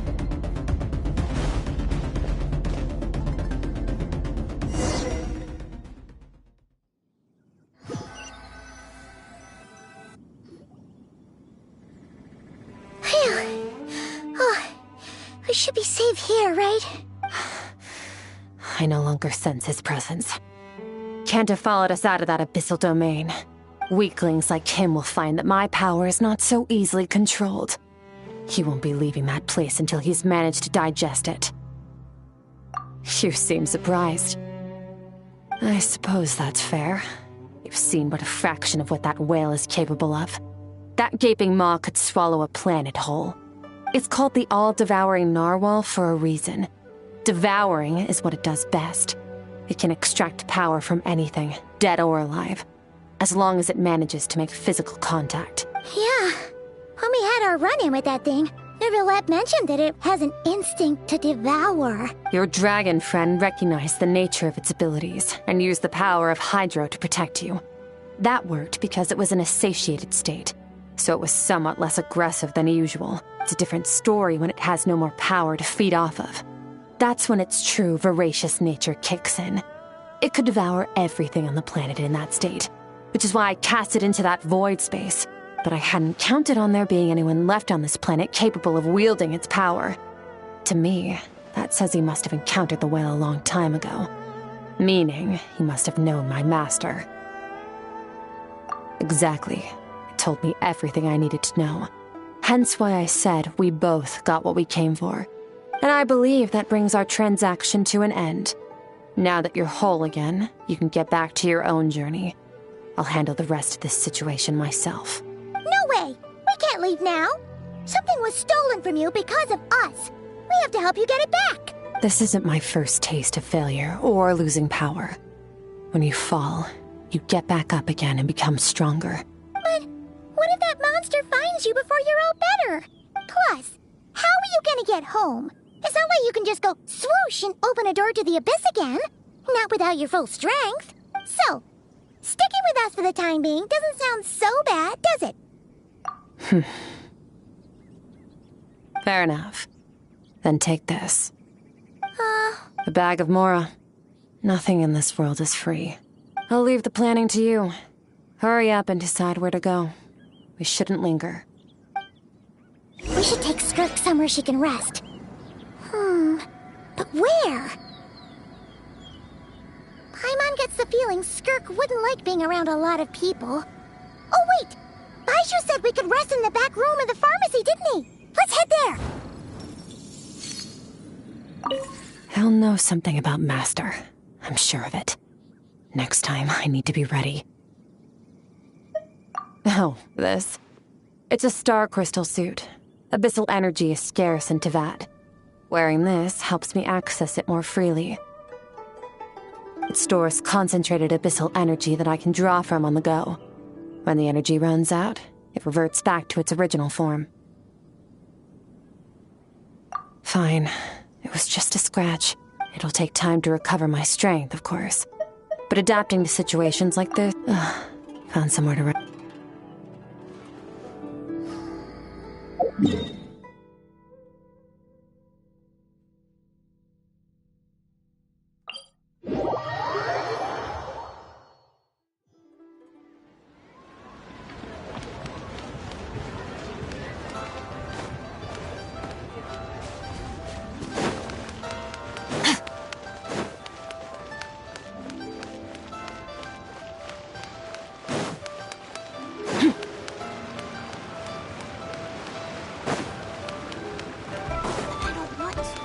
Merciless.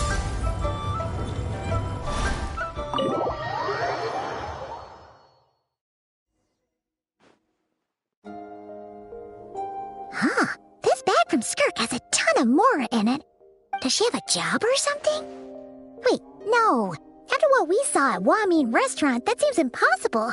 Can you imagine? It would go something like, I'll be collecting my paycheck now, boss. Oh, sure thing. Can't hold a job if you make everyone forget about you. So, what did she do to get all this Mora? Claimed some buried treasure, took care of a few monsters that were causing trouble. Nothing untoward. It's safe to use. Ah! You heard all that? A sonorous voice like yours is hard to miss.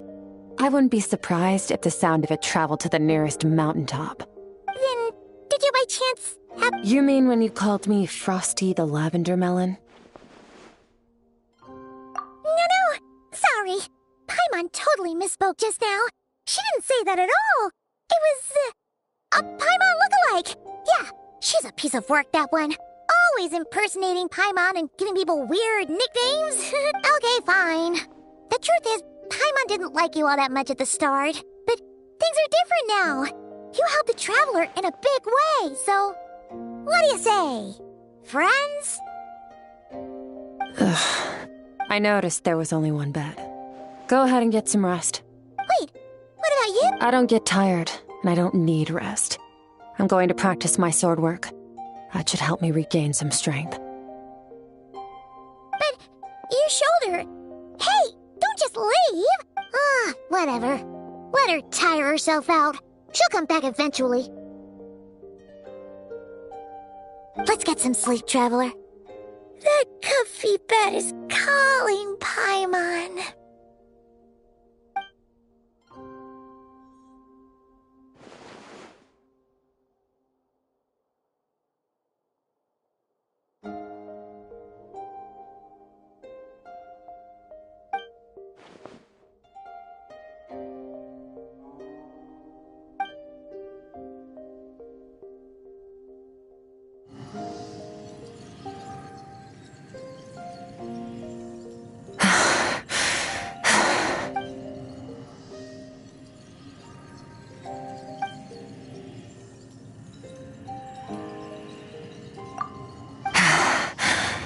Quiet.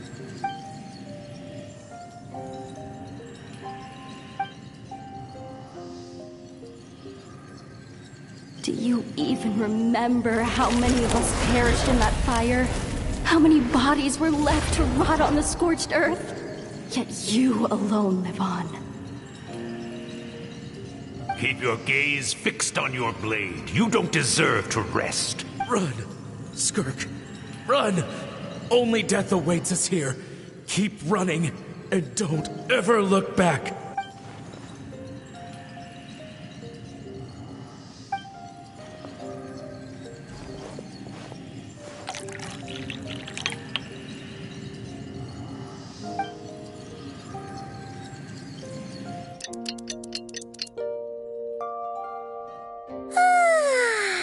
Getting an early night's sleep is the best. That bed was so comfy. Wait, Skirk? Have you been sitting out here the whole night?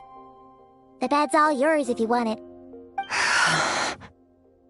About 60%. Maybe 70. Whew! Paimon thought it would take at least a couple of days. That was fast. No, not fast enough. That's 20% less than last time. Same training regimen, same intensity. Nothing felt different, but somehow, no. I think the problem's with me. I need to meditate for the next 2 days. Deep introspection should help me find the issue. Ooh, sounds intense. Thanks. See you in 2 days.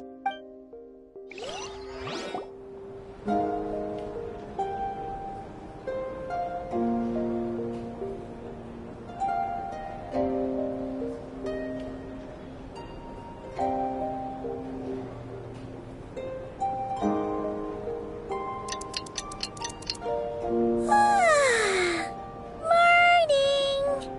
Skirk is still meditating, huh? It's been 2 days already. Shouldn't she be awake by now? Paimon can't think of anything we can do to help. Oh, wait! Breakfast! That's it! Paimon will go get breakfast! Be right back.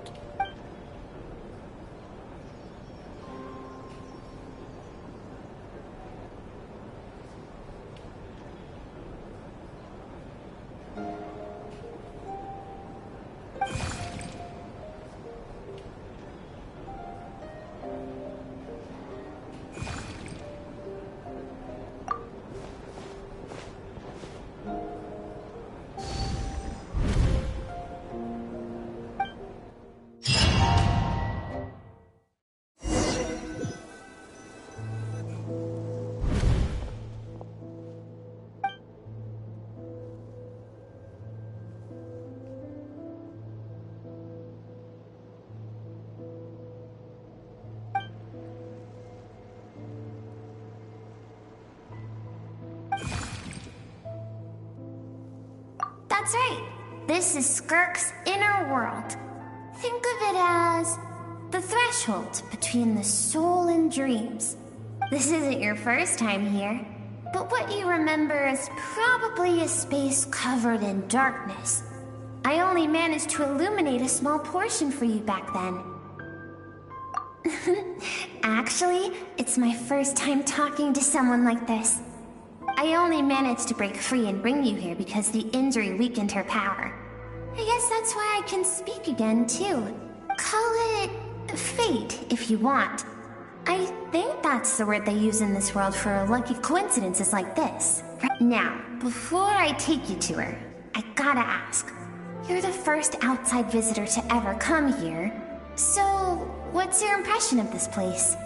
Oh, you noticed. This river represents Skirk's strength. Strength accumulates over time. It is the summation of a person's lived experience. So this river is where all the fragments of Skirk's life should converge into a single stream of memories and emotions. But as you can see, this river has been severed numerous times. It's because Skirk doesn't like who she was in the past. When all she sees reflected in the river is a disgraceful shadow of who she was. She cuts through water and rock with the sword of reason, severs her connection with the past, and begins anew. You must learn to shut out all the pointless emotion. Crush! This isn't my first taste of failure or losing power. When you fall, you get back up again and become...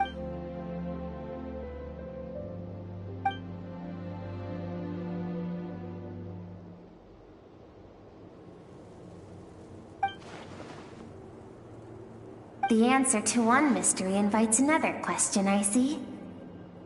Let's follow the river upstream. There among the cliffs, among the memories etched into her heart.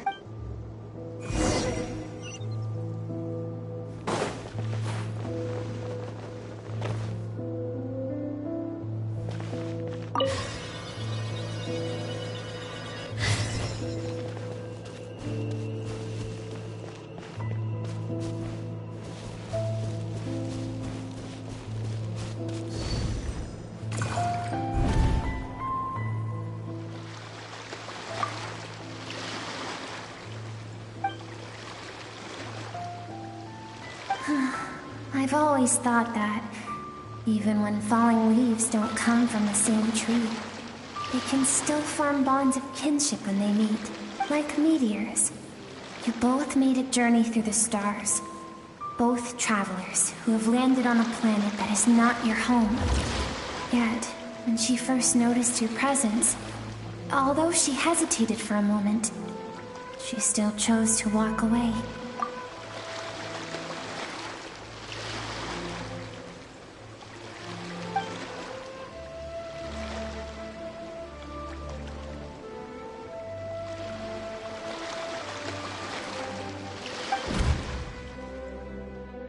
Seems like you've answered your own question.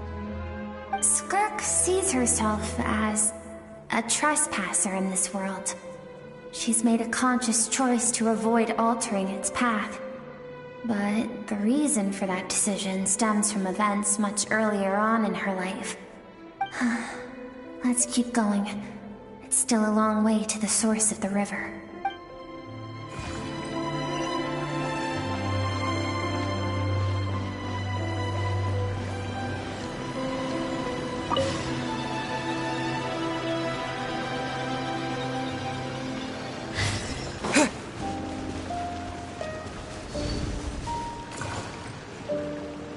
You now have what it takes to wield immense power.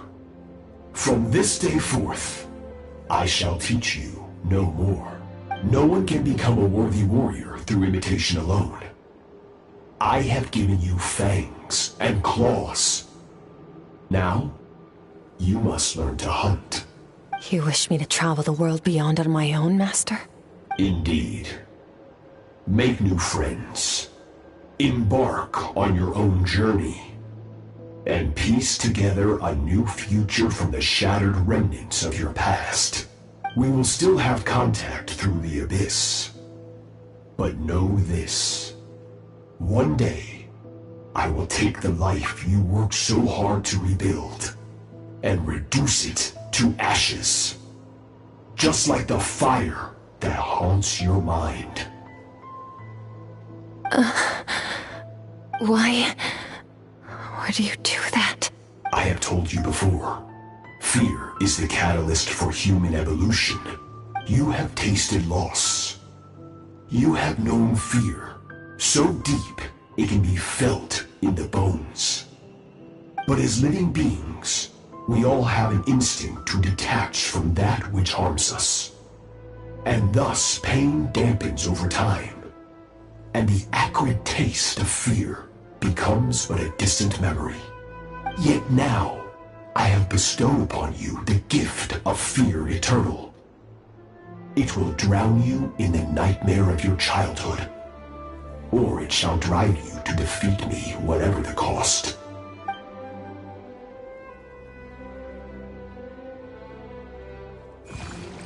That is what Skirk's master, the Foul, Sertology, looked like at one point in time. Of course, as a higher being, physical form is a triviality to him. He could appear as a beast, a human, or even a monster that defies description. The form you see him in here, clad in abyssal armor, is the one he usually wears when traveling through the stars.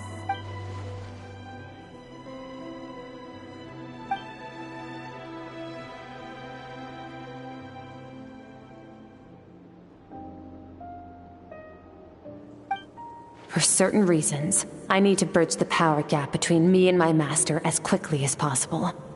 But first, I need to understand the source of his strength. To do that, I need to follow in his footsteps. Walk the path he...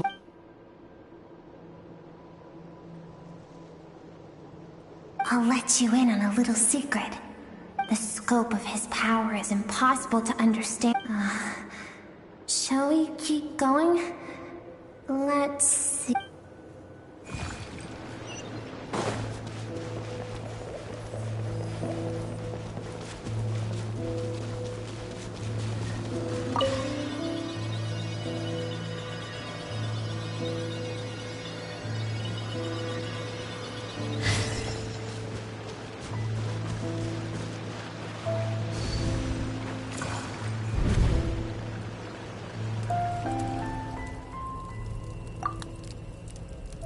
We've made it quite a ways already. This is Skirk, when she first began training under Sertology. I have set your broken wrist. Tomorrow, you're to train twice as hard.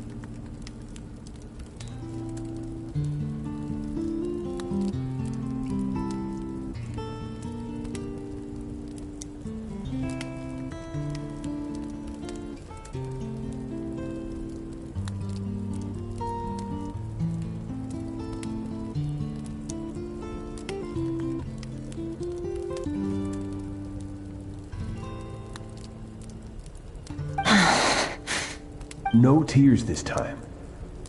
Good. Attempting to garner sympathy through tears is a habit of the weak. A pitiful, useless ploy. Can I ask a question, Master? Why did you save me? I keep thinking, maybe it would be better if I had died. I wouldn't be haunted by that fire all the time. I wouldn't have to go on like this. I saved you because I have a plan for you. It has been too long since I fought a battle that demanded my full strength, and I hunger for it. Every so-called genius and prodigy I have faced has crumbled like sand underfoot. Before me, even fate bends the knee. So, I will teach you everything I know. Train you by whatever means necessary, in the hope that one day, you might surprise me. But I don't want to draw my sword against you, Master. What you want matters little. Among the boundless sea of stars, the cries of the weak are but faint murmurs that disappear into the void. You of all people know that well. Yes, Master. From that day forward, all she knew was grueling training, emptiness, and fatigue. After some time, her talent bloomed, and she gained control over her emotions, like her master. How should I put it?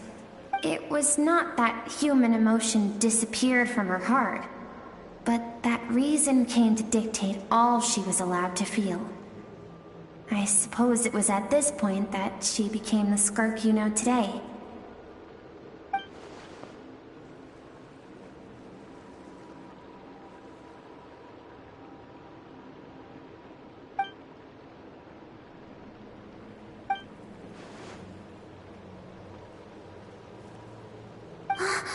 We're nearly there.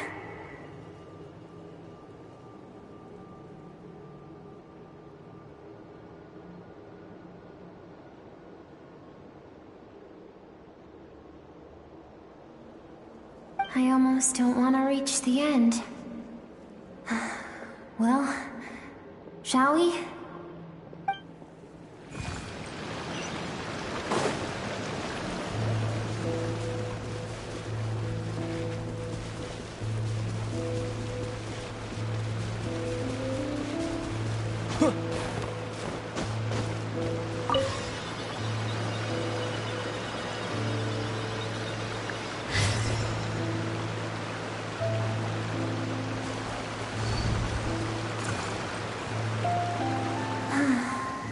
These are Skirk's happiest memories. What a simple and carefree time it was. Wisps of clouds dotted the sky. The sun bathed everything in golden light. And when song filled the air, not even the shyest of flowers could resist swaying along. This is Skirk's homeland. She was so curious about everything as a child. Always skipping school to go exploring instead. There was so much to discover.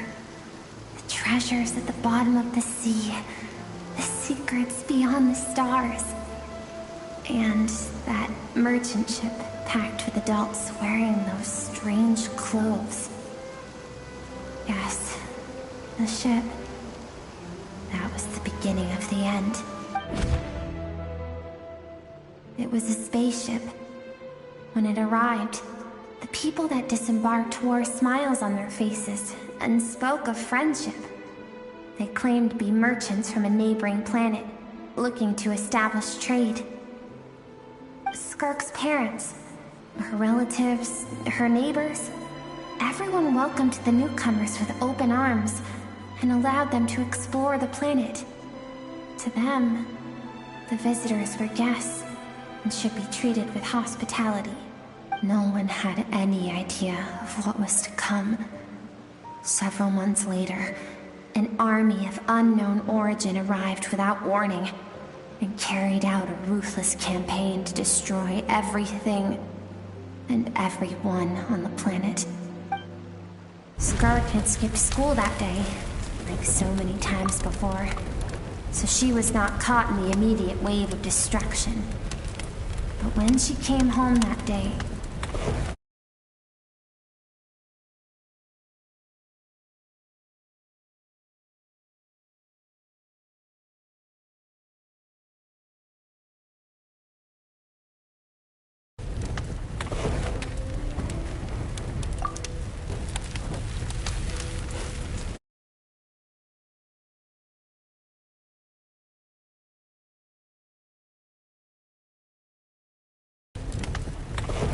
countless people cried out to her for help.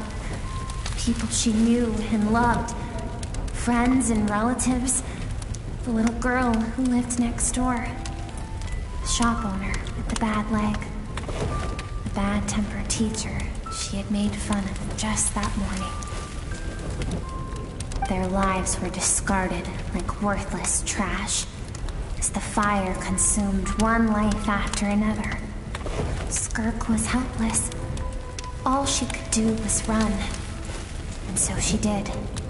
She kept running until an unexpected figure crossed her path. If Sertology hadn't been there in that moment, the fire would have claimed her life too. And there she would have remained, left to rot in the scorched earth, with no answer as to why any of this was happening. Because she and her people were seen as a threat. As the initial merchant ship explored the planet, they discovered that it hadn't always had the condition to support life. Yet there was evidence of human activity, even during the periods of extreme heat or cold in the past. Further research revealed that, over time, people of this planet had evolved the ability to adapt to any type of environment or energy source. For that reason, the outsiders viewed them as a potential threat and decided to eliminate them before the threat could rear its head. And so, the army was called, and the so-called danger was wiped from the face of the planet. Senseless, isn't it? Deemed a threat because of a gift they didn't even know they had. Perhaps it was their own innocence and kindness that doomed them. But in the end, that was lost to the blaze as well. If those with power get to decide good and evil, then all you can trust in is the sword in your hand. And so, before death could claim her, she ran. She ran and never stopped. No one wants to relive their most painful moments.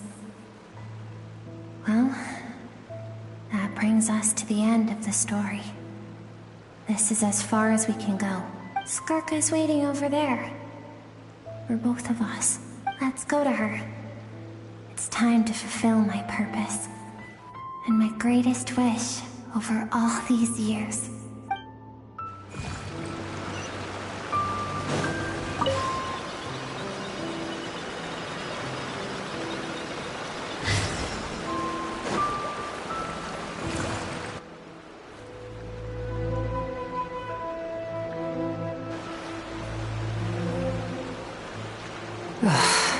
So all this, just so you could bring him here. I have things to say to you. Well, to me. I want someone to witness our reconciliation, even if it takes an argument to get there. And he is the best choice in this moment. Her suppressed emotional self. The version of herself she keeps locked in the recesses of her mind, stifled by reason. All those rejected impulses, those discarded aspects of your past selves, they are a part of me now. I am who you used to be. Someone you have refused to face for too long. So, I came to face you instead. You're wrong. I've faced you all along. And that's exactly why I keep you locked here. Your existence makes me weak. Moments of joy and longing are when we are most vulnerable. Don't forget, it was a penchant for goodness over reason that doomed our homeland in the first place. The vastness of the universe renders everything insignificant. Our feelings most of all. Even so, learning from the mistakes of the past doesn't have to mean erasing everything. Strip yourself of your so-called weaknesses, emotions like kindness and empathy, and what makes you any different from the ruthless soldiers who slaughtered our people? The difference is that I'm doing what is right, what is necessary. I allow you to exist, but with limited freedom. That is the greatest kindness I can offer. I have shouldered everything you couldn't carry. I rose above the numbness and emptiness, and it was cold, unfeeling reason that brought me this far. It made me who I am. It made me strong. That is the problem. I want to shoulder those things together. On the grand scale of the entire universe, maybe our feelings are vanishingly small, but why should that mean they don't matter? Emotion gives warmth to the cold expanse of space. It gives meaning to the world around us.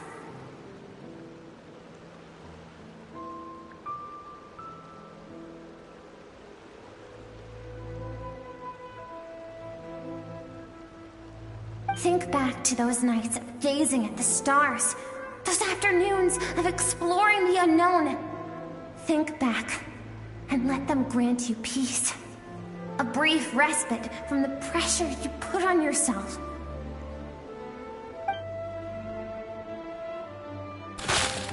That isn't what we need. It's exactly what we need. Aren't you curious about why recovering your strength has taken longer than normal this time? Finally, you get to the important part. That is the only answer I came here to find. Then look around. Look at your inner world. You cast aside your dreams and curiosity, and in doing so, you lost your original motivation. You severed all connection to who you used to be, so you can no longer draw strength from your past. Now, the only things driving you forward are fear and survivor's guilt. But these cannot take you far enough. And so, this river, the source of your strength, grows more polluted by the day. And you think that means I should seek help from a weak little thing like you?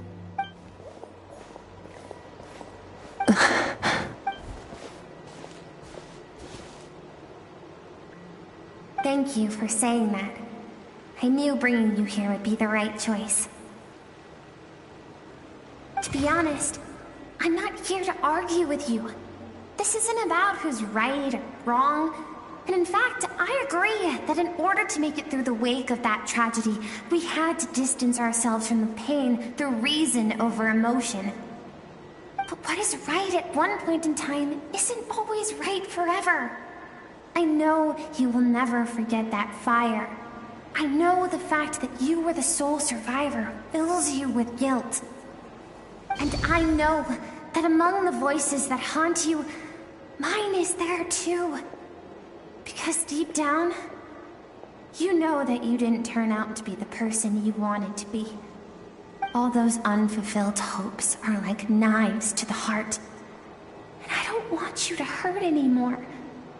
So even if you can't accept me, I hope, at least, that you can let go.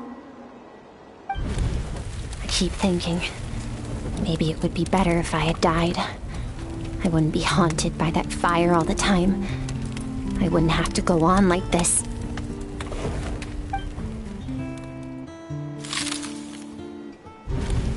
Your dad and I, we're not afraid to stare death in the face, but we need you to survive.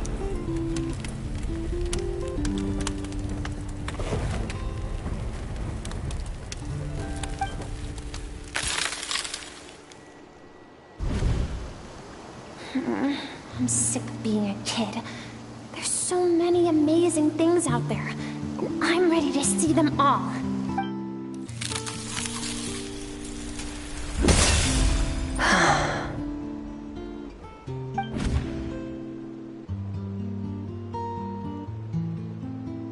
remember. There was a song Mom and Dad always sang when we went out to fetch water. Dancing water. The sand along your path is begging for your song and movement. Will you carry this burden with you on your journey? I am not the dancing water, and you are not the burdensome sand. But if this is your wish, then I will carry you with me until the end. Thank you. I should be thanking you.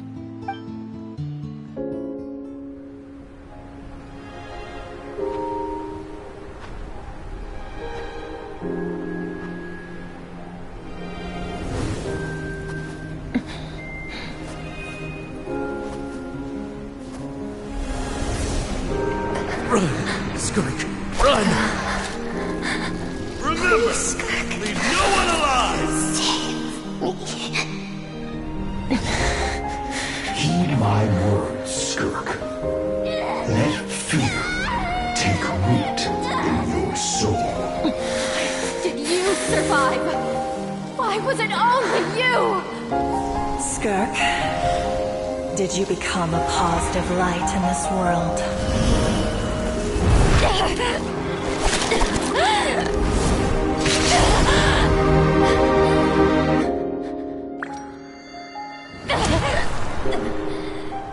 Hey, this doesn't have to be the end.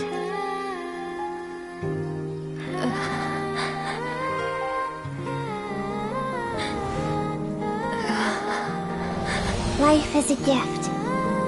Don't let darkness claim it.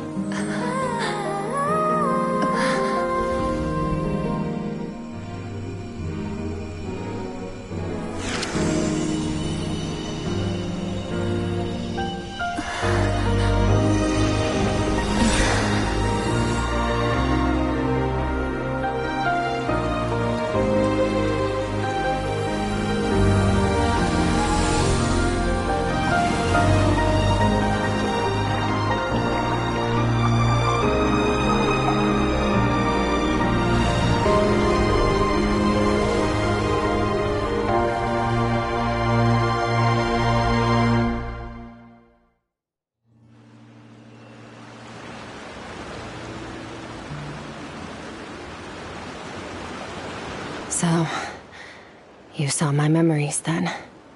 I once asked my master if survival of the strongest was the law of the universe. He said no.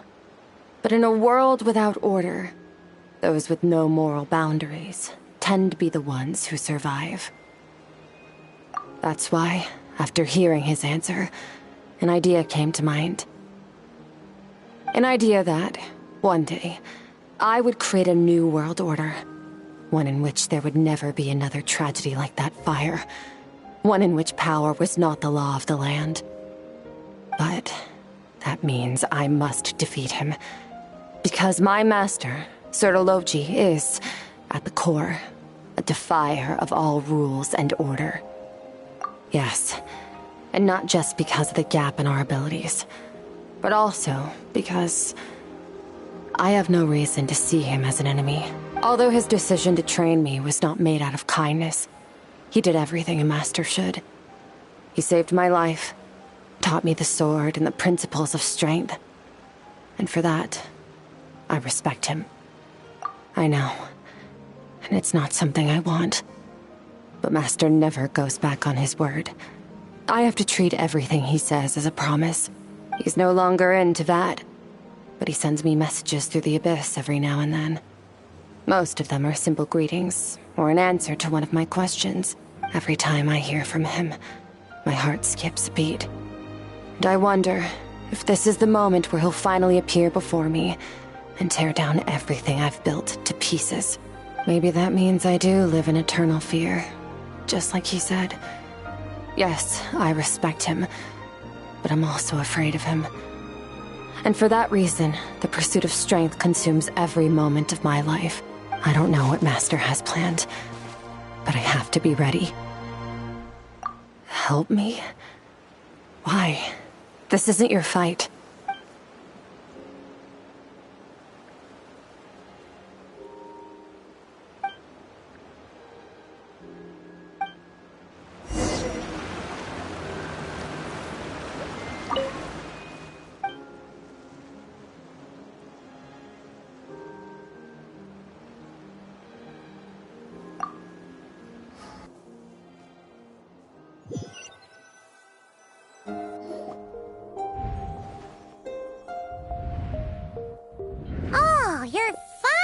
fully awake. Honestly, Paimon was gone for like 2 seconds and then she comes back and finds you both. You're both okay, right? What does it look like?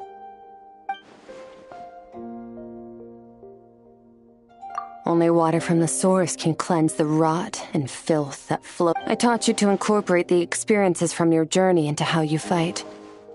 I suppose what happened today will become an inseparable part of who I am. Okay, so, but whatever. Paimon brought back tons of delicious snacks. Let's dig in. All right, it's about time we... We're gonna deal with this thief for good, right? This time, I'm not going to tell you to hold back. But having digested even more power in the meantime, he's going to be tougher than before. The good news is, we have no reason to pull our punches this time. So, let's go. Same place as last time.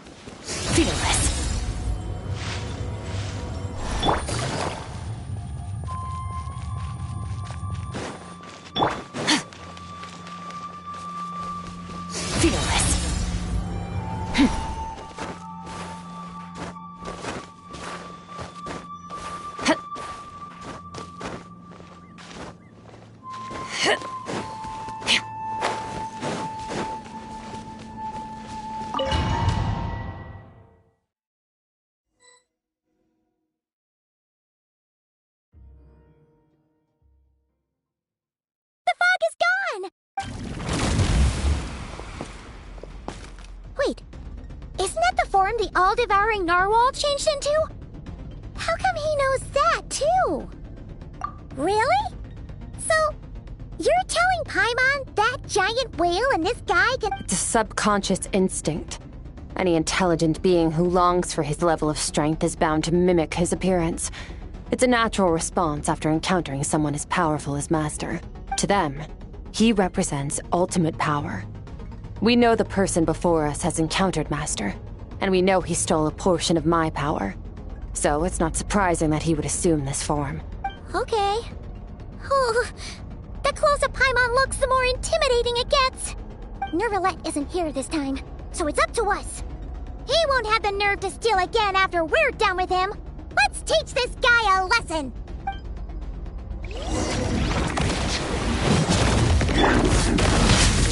Wipe out! Into the void!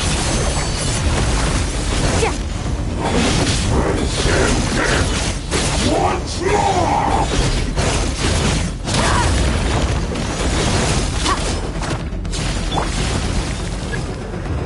Haven't forgotten your training, I hope.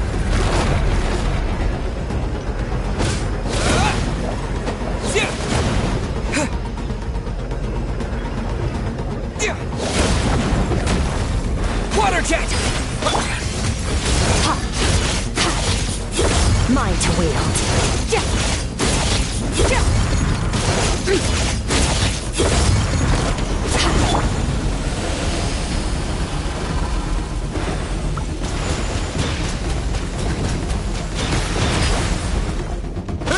Water jet! Annihilate.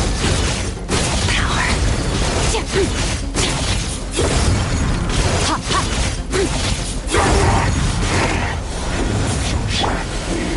This world. Go!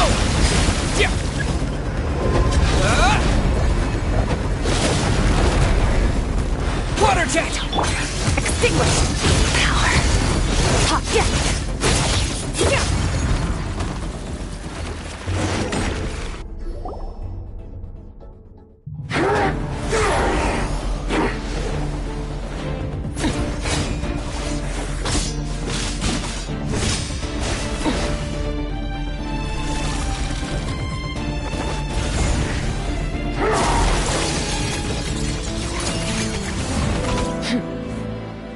Haven't had enough of my power.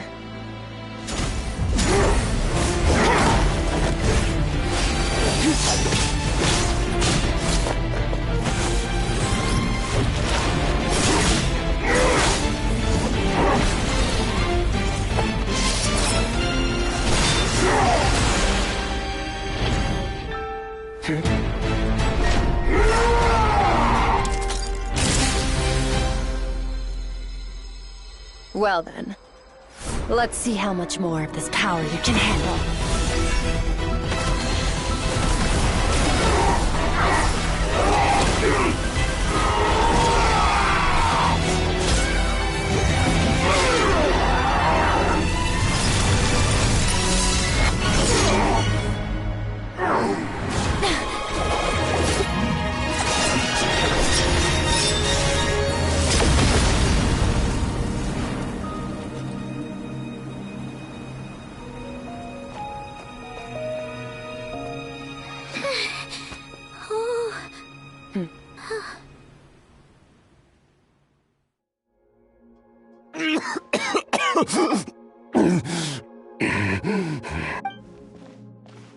Well, have you come to your senses? You saw that my body was at its limit. So, you deliberately channeled your power into me, knowing that it would destroy my shell from within. Such power. Such keen battle instincts. So, you must be... Skirk, Sertologi's disciple. How long has it been? How long has he been away from Teyvat? Hundreds of years. Hundreds? Sorry. It's a lot to take in. I should introduce myself. I am Skafnungar, a friend of your master and one of his followers. This is the first time I've heard your name, Skirk. But hundreds of years ago, I knew you existed. And I knew you would come here. Hundreds of years ago? Sounds like you and Master have quite the history. Care to tell us about it? Of course. Might as well take advantage of a clear head while I can. The story starts a long, long time ago. I was born into a noble family in Conria. As the eldest son, I was set to inherit our title. But I contracted an incurable illness as a child, and everyone gave up on me.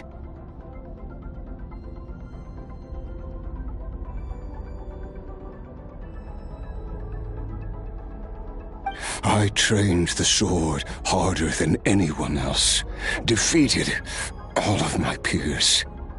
But it was all in vain. When other people looked at me, all I saw in their eyes was pity or a strange glee in my misfortune. Even my parents were just waiting for me to die. Over time, my heart hardened, and I became aimless. That was the point where I met your master, Sertologi. We were similar in age, but different in background. He was born in prison, the son of criminals who had been sentenced to death. He spent his childhood wandering the streets, facing more criticism than the literary works in the Universitas Magistrorum. Yet, he always wore a smile on his face, as if kindness and malice were one and the same. I still remember what he said to me when we first met. You need to fight to survive. Even if it's a losing battle, it should light a fire under you. How can you sit back like this and go down without a fight? That does sound like something he would say. He was the first to acknowledge that I was worth something, and he inspired me to keep going. When we sparred together, it was the first time I'd actually felt the thrill of combat. When I was 10, he stole forbidden research materials and managed to cure my illness. It was like there was nothing in this world he couldn't accomplish. When it came to the human form, he was always intent on pushing the boundaries of possibility. But somewhere along the way, I fell behind. My talents were nothing compared to his, and at some point, I realized he had pulled so far ahead, I was too embarrassed to even ask him to spar. After his grand endeavor was successful, he sought me out and said to me, "This planet no longer holds anything of interest to me, so I'm leaving. But first, I have an offer. I can use a power I have just refined to break the curse of immortality for you. Your death was once what we worked so hard to prevent. But the immortality you now face is a different kind of pain altogether." I'll pass. Immortality doesn't sound so bad to me. Since I can't die, it means I have an infinite amount of time to get stronger. Maybe I'll finally catch up to you one day, and we can spar like we used to. Are you sure? I cannot say when I will return. Your body, or rather, your soul, might not be able to withstand this curse. All I can do is try. After all, a wise man once told me, people need to fight for their own survival. Wise indeed.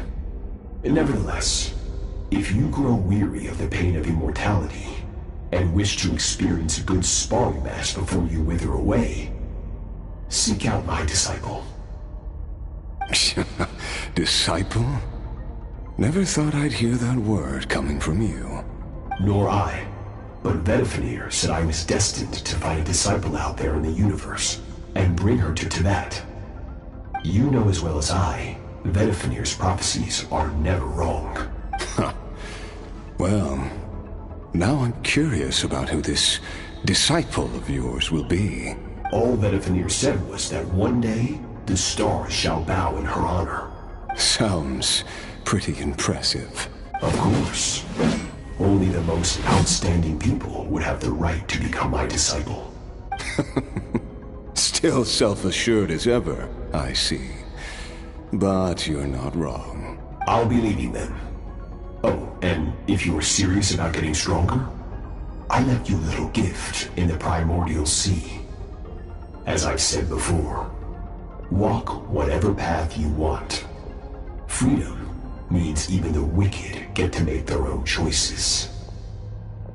Waiting for me in the Primordial Sea was the all-devouring narwhal, already beaten into submission by Sertologi.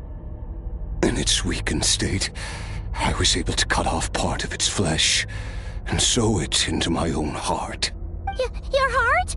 That sounds like torture! How did you even survive that? Because, of course, I bear the curse of immortality. So, you used the curse to turn yourself into a vessel for power.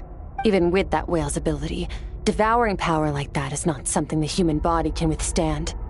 With your body and soul constantly at the breaking point, it was the curse of immortality that sustained you. But that is not the path to strength. You have to pour your heart into it, work for it, dream of it. Instead, you stole something that didn't belong to you, and it backfired. You're right. I should have known better, but I had already pushed myself to my limits, and he was still miles ahead of me. So I had to take a leap of faith. I miss your master. I miss the days when we were all together, troublemakers without a home. I don't regret the choice I made. But if you'll allow it, I do want to apologize. To both of you. After the beating we just gave you, I think we can call it even. You're an interesting one as well. Sertologi's disciple. That's a lot to live up to. I know what he's like. He rules with an iron fist, using despair and fear to force you to catch up to him, all the while standing ever out of reach. We're like mountain climbers in the dark, never knowing how much higher we have to climb, or when we will see the sun again. True. But I made up my mind long ago. No matter how dark it gets, I will not give in to despair. I will overcome it. Besides, after hearing your story, I suspect what Master really wants is not a battle that demands his full strength, but rather a defeat without regrets. Oh? Since you're his friend, you must have some things in common. The first time we came here, when you stabbed me through the fog and stole my power, I felt no emotion coming from that spike. But when you had to devote all your strength fighting me just now, I could feel joy and passion emanating from your blade.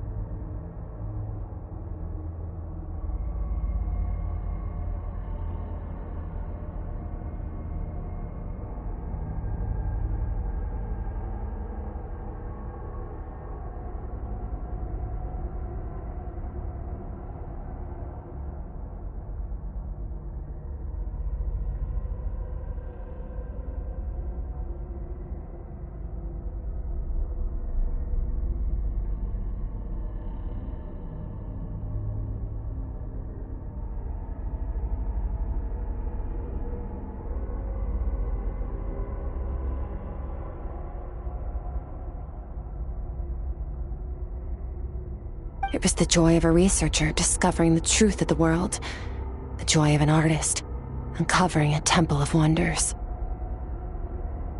Interesting. I'm certain I didn't express those emotions outright. Yet you were able to read them from my blade, like a glimpse into my inner world. You're right. That battle brought me an unbridled sense of joy, and my defeat brings me no regret whatsoever. Exactly.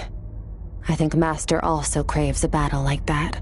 One where his opponent forces him to use all his strength, unlock the extent of his potential, and transcend his own limits. A battle to end all battles. After which, all can come to an end, including, perhaps, his life. For that very reason, good and evil are meaningless to him.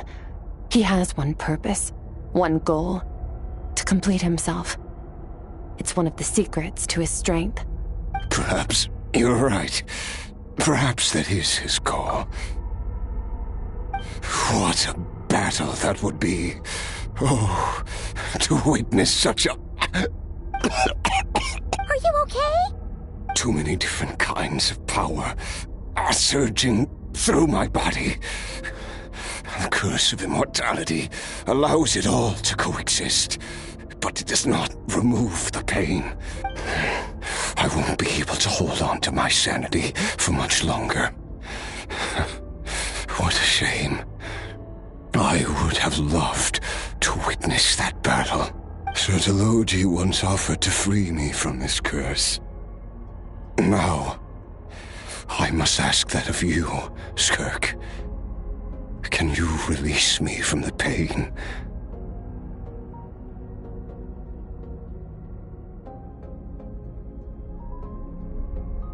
I can, but not through death, if that's what you were hoping for. It's not a suitable punishment for your crime. As an alternative, I can take your consciousness, along with all the power you've consumed, and smash it to pieces.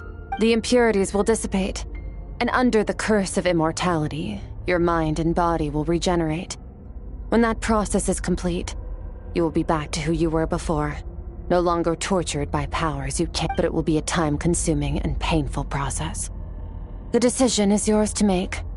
I accept. And who knows?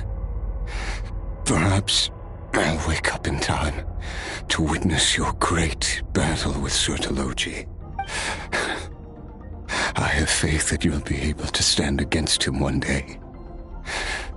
Though I know it'll be a long and arduous road.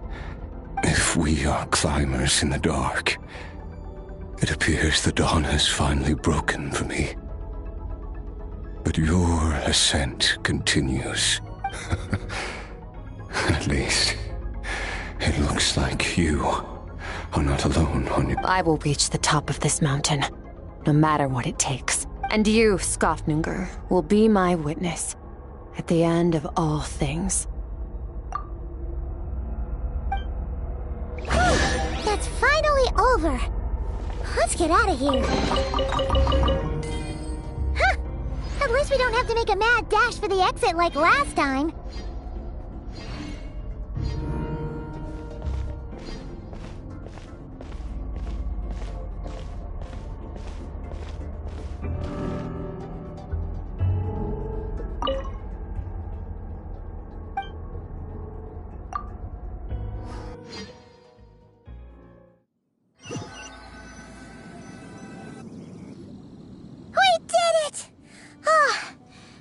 Been a few days, but it feels like forever. Once again, we've proved there's nothing we can't overcome. We're just that awesome. Wow, you sound even more confident than usual. Guess you really have become stronger. Today sure went by fast. It's night already. Oh wait, that reminds Paimon. The stars you mentioned, the ones that died out, are they back now? Yes. The power Skofnungr stole has been returned. So, the stars have regained their light. Great! Huh, it's crazy that you even noticed their light was gone. There are so many stars in the sky. I suppose it's because I have gazed upon this sky for centuries. The false stars, hanging in the meticulously planned sky. glittering with rotten light. It's not real, and yet, it is for that very reason that I can look upon it and enjoy the momentary peace it brings. Even the most beautiful of bubbles has to burst. We will return to the real universe one day, whether of our own volition or not. Time marches ever forward. Even the innocent and naive will taste life's bitterness. Yet through hardship, we grow until we learn to seize the sands of time for ourselves and uncover our true strength.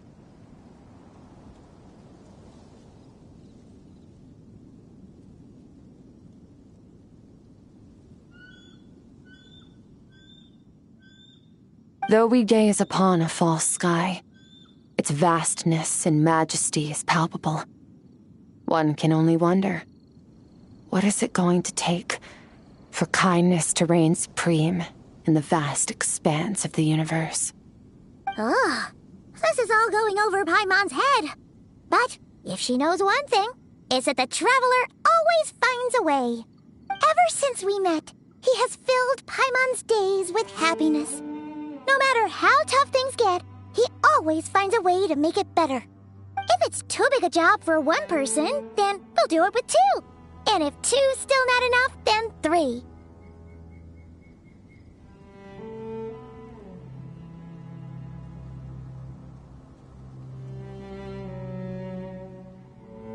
We've met so many amazing friends and accomplished so many amazing things. As long as we don't give up, we can make any wish come true. I suppose when it comes to you, anything is possible. Well, I should be going. Now that my power is no longer isolated from my emotions, I need more practice to get used to it. I suppose fate will decide. Maybe we'll bump into each other on the street. Or maybe we'll reunite on a different planet entirely. Regardless, reunions and partings are but passing moments. More than anything, I hope that, at the end of this journey, wherever it takes us, we stand in a world reborn. One without war, pain, or forced partings. One where new life can bloom, even where there was once nothing but scorched earth. For this, we must all work to become stronger. Goodbye, Traveler. Remember your training. Make sure to put it to use. Bye!